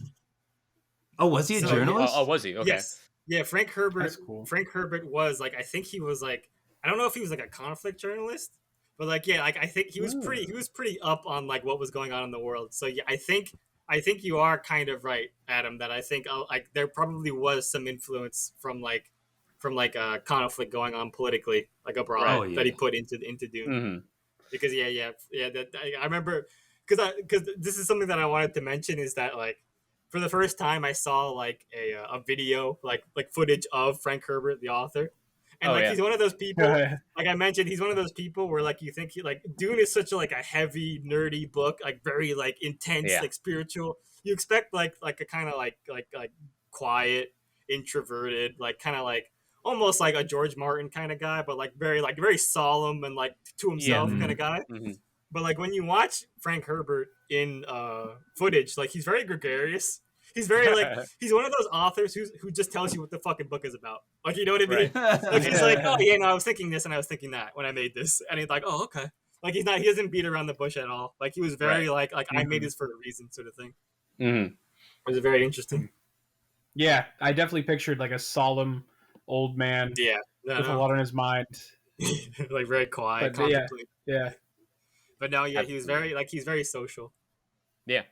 It totally checks out for sure, the way you kind of describe it. We talked a lot about themes interspersed with kind of our talk of the plot, but is there any other themes that anyone wanted to touch on before we get to some other aspects of the film? Can I just say that in Google there's a I was searching Dune, and like the people also ask type thing. Yeah. People also ask, is Dune 2020 based on a book? I was like, wow. It's like, yes, it is. I mean, like, why? Yes. I mean, like, people might not know. Like, it's I know, it's a thing. Yeah. I mean, yeah. Is Dune 2020 based on a book? I know, but it just seems so wild to us. Like, well, you know, I really wonder. I wonder if because there's like 3 Dune books. Yeah. First one is the one that we all know about, that most people think about. The other 2 are a little wackier. A little farther and I wonder if these do well, if they'll start digging into those. Yeah. Who knows, and man? And then there's also a whole other series of Dune books written by his son, right? Frank Herbert's son, which aren't bad, but they're definitely like, they don't have that same magic, I think, for a lot of people. So I wonder if they'll start digging into those a bit. Because that's way down the line. Yeah. I'm just curious. I mean, if there's one thing we know about Hollywood, if they smell green, they're gonna go for it, sort of thing. They'll milk it. Yeah. We'll get the Dune cinematic universe before. Yeah. The DCU. Cool. The DCU. The real DCU. So One thing I want to touch on, we've touched on a lot of the character performances, but one thing we didn't really talk about, how'd you all feel about Stellan Skarsgård as the Baron? How'd you feel about his I loved him. performance? He was Oh, perfect. he I was loved it. great. Yeah. Yep, I love it. Old Bootstrap Bill Oh, just dude, doing his thing, and he sold it well. It was perfect casting. Hmm. I agree. I think he knocked it out of the park. Look at Jake. Oh, Jake put something funny in I the went on the chat. Wikipedia and I found another significant source of inspiration for Dune was Herbert's experience with psilocybin and the hobby of cultivating mushrooms. Yeah, the That's spice boy. came from somewhere. I guess it's spice. Yeah, it's fucking spice. spice. Yeah. It opens your mind. I could see that one. To go for some ego death. I think Stellan did a great job. I think Batista in the movie is a little underutilized, but I'm assuming we're going to see more of him the next movie now that Stellan is kind of healing. Yeah, he wasn't super crazy in this yeah. movie. He's kind of like I guess he's like the dark mirror of Paul, where he's also kind of probably going to grow. Yeah. Yeah, Batista was not. It was almost like Zendaya, where I barely saw him. I Another feel one, like yeah. every time we saw Batista, he was shouting. Like first Pretty he much, shouted yeah. at his uncle for like, oh, they can't believe they took the planet. Also, every time we saw him, he's in the same fucking room. You know what I mean? Like he's always walking through that door, doing the same fucking thing. Like, tell us what just happened. And it's like, does he do anything else? Yeah. How'd you all feel about Josh Brolin as Gurney? He was an interesting role, I think. I think he Yeah. did a good job. We don't see him a lot. Yeah. Well, He's always good Hmm. at whatever he does. He's a great actor. He was fine here. yeah, Yeah. I think he fit the role. We just Yeah. don't see a lot of people other than Paul, Jessica, Duncan. and Lita. Like we don't see a lot of like it really focuses on them. Yeah. Yeah. It's certainly, you can tell it's their story. Yeah. I liked him though. I think he did a great job overall, even though he wasn't given a lot of time. I want to see more of him, but I don't know if he's gonna. We'll see if He'll he's be in back. the next He'll be movie. back. It'll be Buck. It's If he didn't die okay. on screen, Adam, we he's not lost dead Duncan, yet. but we still got Gurney. Yeah, we still got Thanos. We might have lost Aquabro, but we still have Thanos. We talked about the cinematography, the production, design, costumes, and sets. They were really good. But one thing we haven't really talked about is the score and the soundtrack by Hans Zimmer. How'd y'all feel about it? Oh, I loved it. When it hit, it hit. When it hit, yeah, I've that's how I would say it. Yeah, Mhm. When it hit, I've been listening to it a lot. Yeah. I really enjoy it. Because I'm not really a soundtrack person when it comes to movies. Like I don't Sure. like it. I don't really pay attention to them. But like there were moments where I was like, oh, I'm noticing the feeling. It of what's really going on. accents Right. it. Mm-hmm. Yeah. I agree. Hans Zimmer can be a little controversial. I think sometimes Really? he does the same thing a lot. Like I think Okay, because he's fair. so like overplayed nowadays. You know what I yeah, mean? like Yeah. I remember once Inception came out, it felt like everyone was doing the horns thing. yes. Just like, Yep. my God, That's the guys, problem. like calm down. Imitation, Yeah, that's the sincerest problem. form of Yeah. flattery. Wait, Am I right? But Question: Did he do Interstellar as well? he did do Interstellar. Okay. He's responsible for the. He does all those kinds of movies. You know what I mean? Like Yeah. the big heavy adult kind of almost high concept kind Yeah. of movies. Because where it's this always one something- had Also, Pirates of the Caribbean. He did. Oh yeah, that's Yeah. right. He did that's right, the original. Dark Knight trilogy as well. Yeah. Yeah. 'cause He's all there's over. There's two parts of the soundtrack that really stood out to me as being kind of unique, Mhm. and that's like the use of vocalizations. Yes, absolutely. Which they do to great effect Yo, to yo, instill some sort of like almost yo. spiritual nature or kind of like Yes. spooky. Mhm. And then the other part is the use of heartbeats in Mm. the movie Oh wow. to kind of I think they I use it didn't with the notice Gom Jabbar. I didn't notice that at all.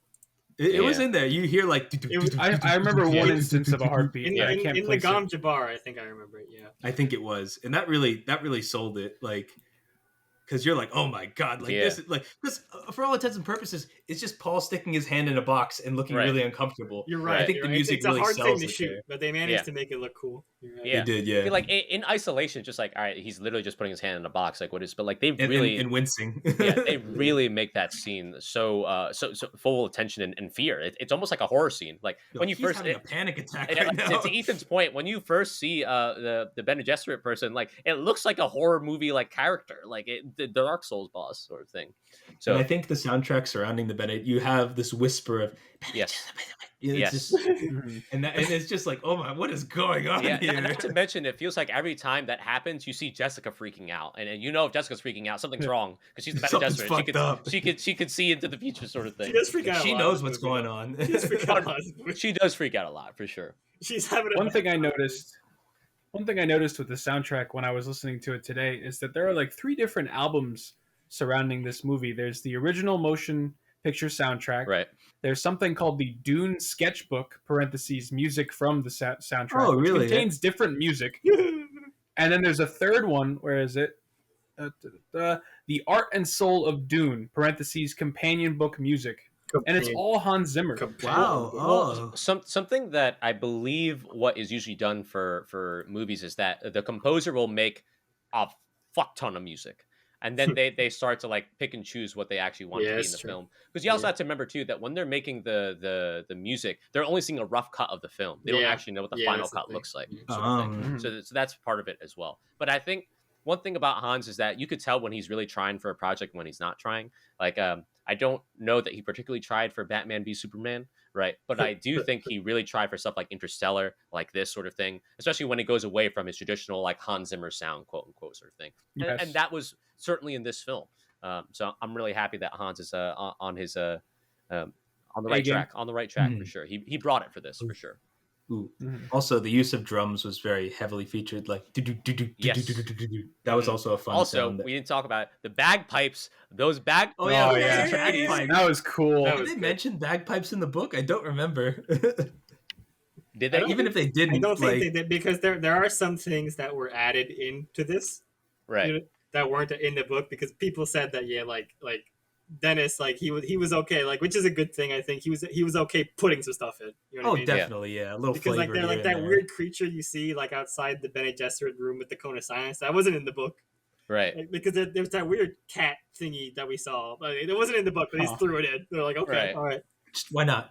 Yeah. No, I like the bagpipes especially because like it's not like the traditional like heroic theme of like drums and like this kind of build up. It's just like it's like still heroic, but at the same time it's not like traditional heroic in that way. It did work, yeah. You know what else I'm realizing? I like how, because my initial statement was going to be how out of place they are in the desert. But then I realized that House Atreides is not from the desert, and they would bring bagpipes to the desert because that's they're from the land of the Highlands, or whatever the fuck they're from. Yeah, wherever they're from, a land of plains and oceans, the ancient world of Idaho. It's very much like Europe entering, to bring it back to that parable, Europe entering the Middle East. The Middle East. Yeah. It really sums up their soul in the final moments when they're like charging. Even during the final charge, right, when Thanos is like with me, they got the bagpipes roaring, and you're like, oh no, everything blows up. It was really like intense. Yeah. As Ethan said, they're literally glassing that city. Oh. Well, boys, we've talked a lot about this. Is there anything else you want to say before we get to those closing thoughts and final ratings? Go read the book. It's worth it. Okay. It's nice. All right. Well, Ethan, you're up first, man. Closing thoughts and final ratings. I thought it was good. I thought I could use some spice right about now. Yeah. But yeah, I thought it was a movie that I think it had a monumental task in front of it. Yes. And it mostly did it.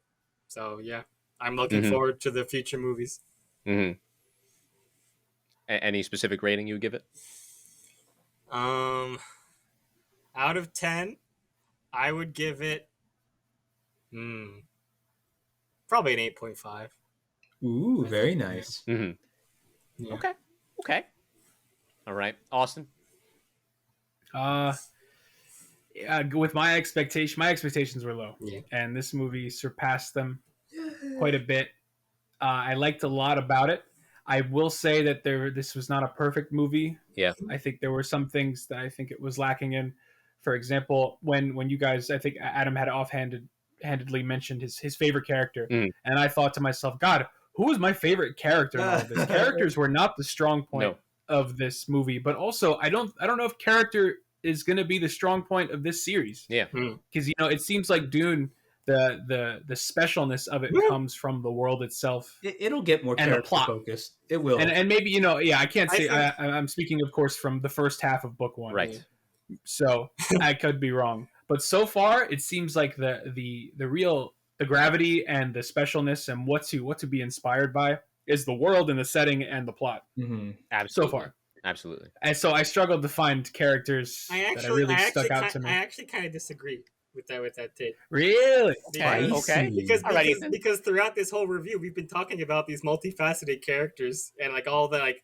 Because I keep talking about all these characters and their motive. Like it's one of those things. Right. Because yes, it's one of those things where like I think talking about it, I realized that like I like these characters more than I thought. You know what I mean? Right. Like because like it's played pretty understated and subtle, like what they're doing. Yes. Yeah. But I think I because I like Dr. Kynes, I like Duncan Idaho, I like I liked the Duke. I really like Harkonnen. Yep. I like Jessica definitely. I like I mean that's like most of the main cast. Right. But the only person that I don't really like is Paul. It's Paul. It's Paul. And we're not really supposed to like Paul yet. You know what I mean? Especially at this point in the story. Yeah.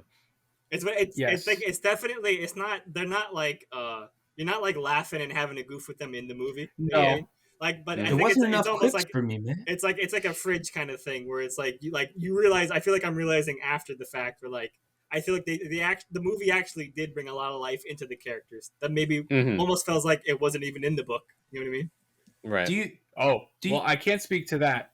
Do you think potentially that it might be less? It's these characters I think are fleshed out, but it's more characters dealing with situations rather than with each other.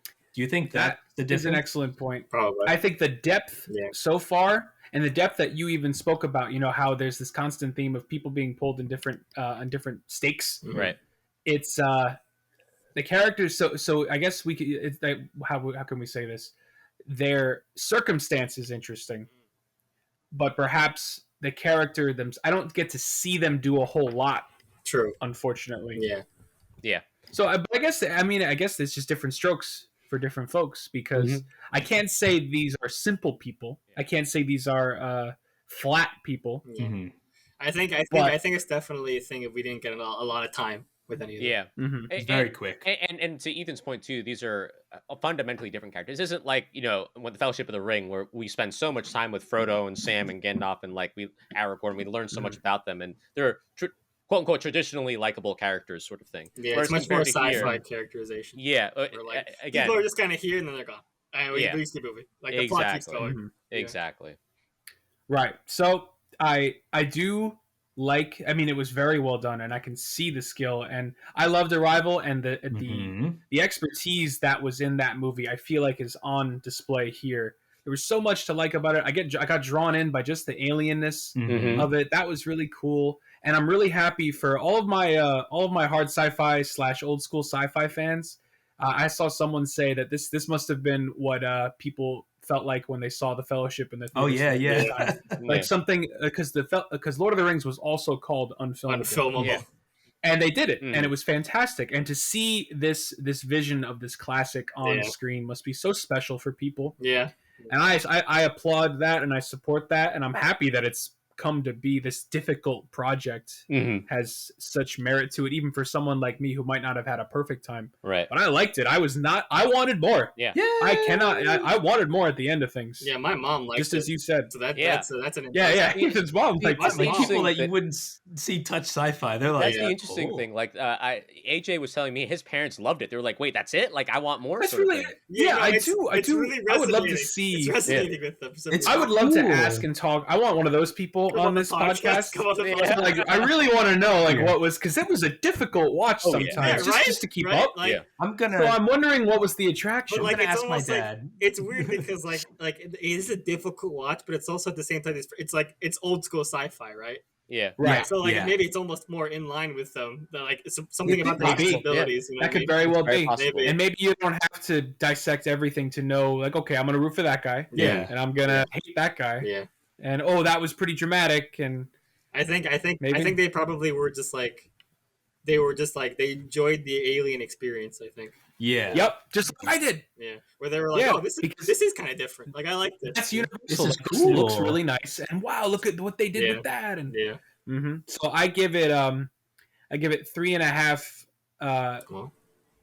3.5 thumpers out of 5. Out of 10. 3.5 thumpers. 3.5 thumpers out of 5. I think it was an exceptional. I like the thumpers a lot. I liked how understated they were. Because in my mind, thumpers were like a very, very deep sound. But here they were just like, It was enough. It was just like a very soft, like.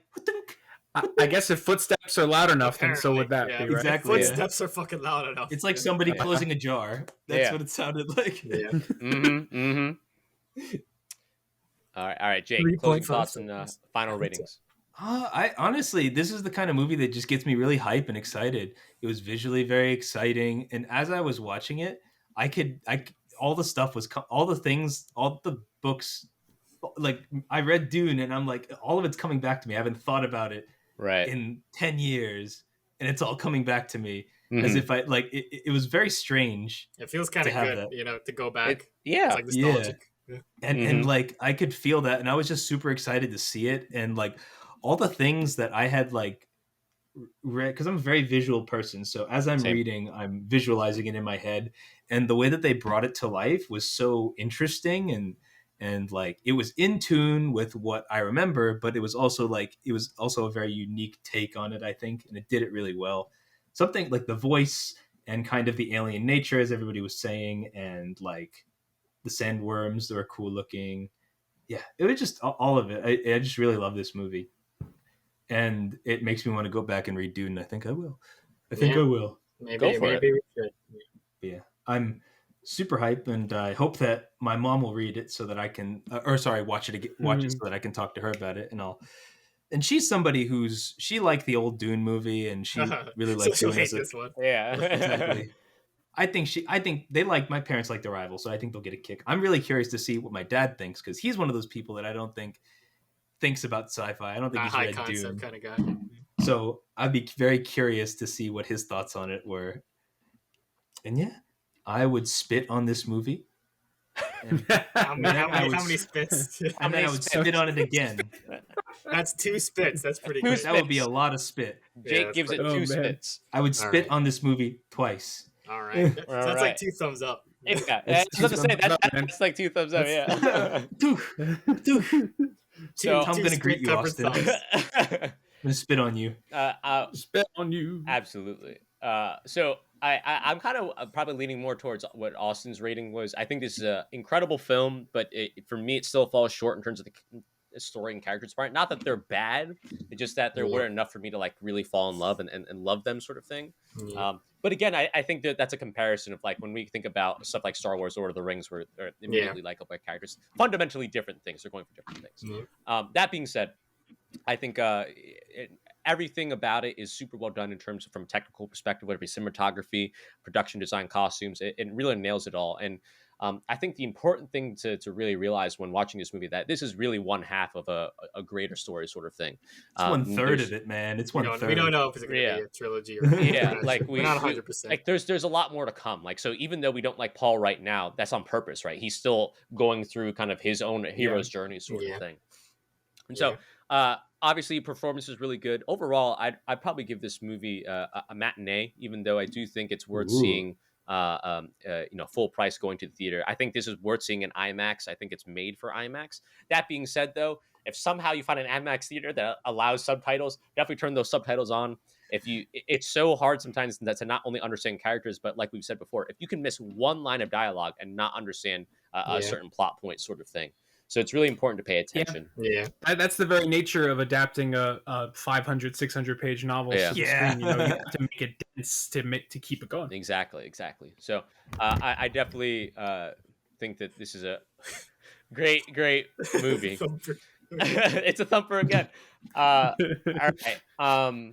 Any shout outs you want to give? Words you want to say to the people? How can they follow you, Ethan? Oh, me? Yeah. Oh, don't. Don't follow me. I'm good. Okay. Don't follow me. All right.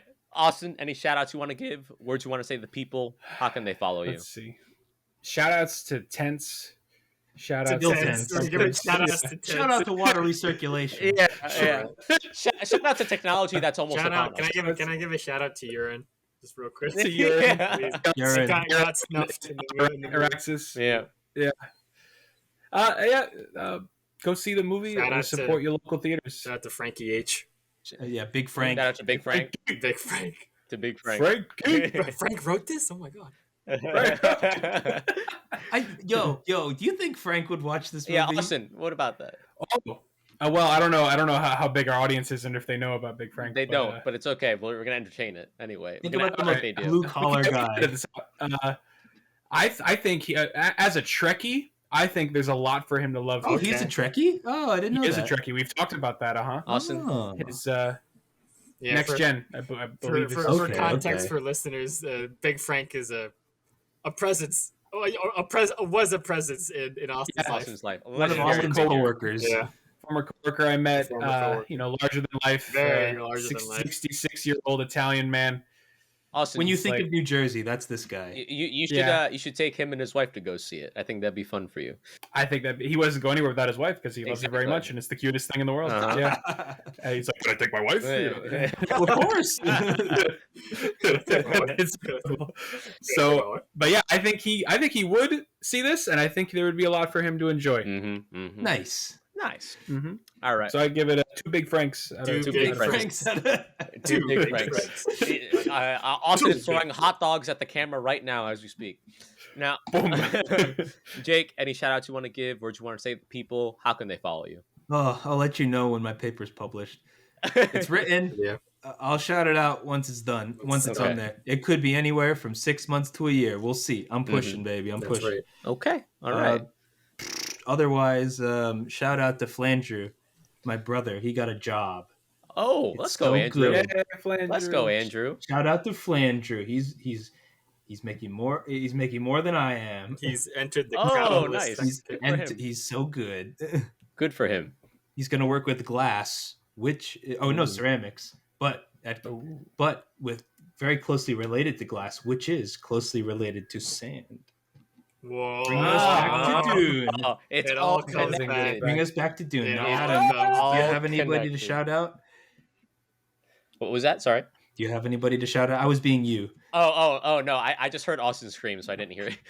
I apologize. I put a pillow to blind everybody's ears. I just wanted to give a shout out to all of you guys for coming on. I know this is a bit of a last minute review, but I really enjoyed talking about it with you guys. To Ethan's point, I actually feel like I like this movie a lot more now that I talked about it with all of you. Oh yeah, benefits from it. For sure. I obviously want to give a big shout out to everyone who worked on this movie. I can't imagine how much work I'd have gone into adapting like a movie like this. I know we give a lot of credit to Shout out people to all like the crew members who had to read fucking Dune. Yeah. The movie, the people, all the crew members who were out there in the desert shooting these scenes. I'm sure that was hard. So it's easy to give credit to the director in Denise, but I think obviously you have to give credit to everyone else behind the film. I always want to give a big shout out to anyone who made it this far and listening or watching this review as well. Really appreciate the support and just everyone kind of listening. We never do this for any other reason than we just like talking to each other about stuff that we love with the people that we love. So otherwise, please subscribe to Jake's YouTube channel or follow us on Spotify or whatever podcast platform you prefer. But otherwise, we'll see you all later. Take care of yourselves and peace. Have a good one, everybody. Get vaccinated.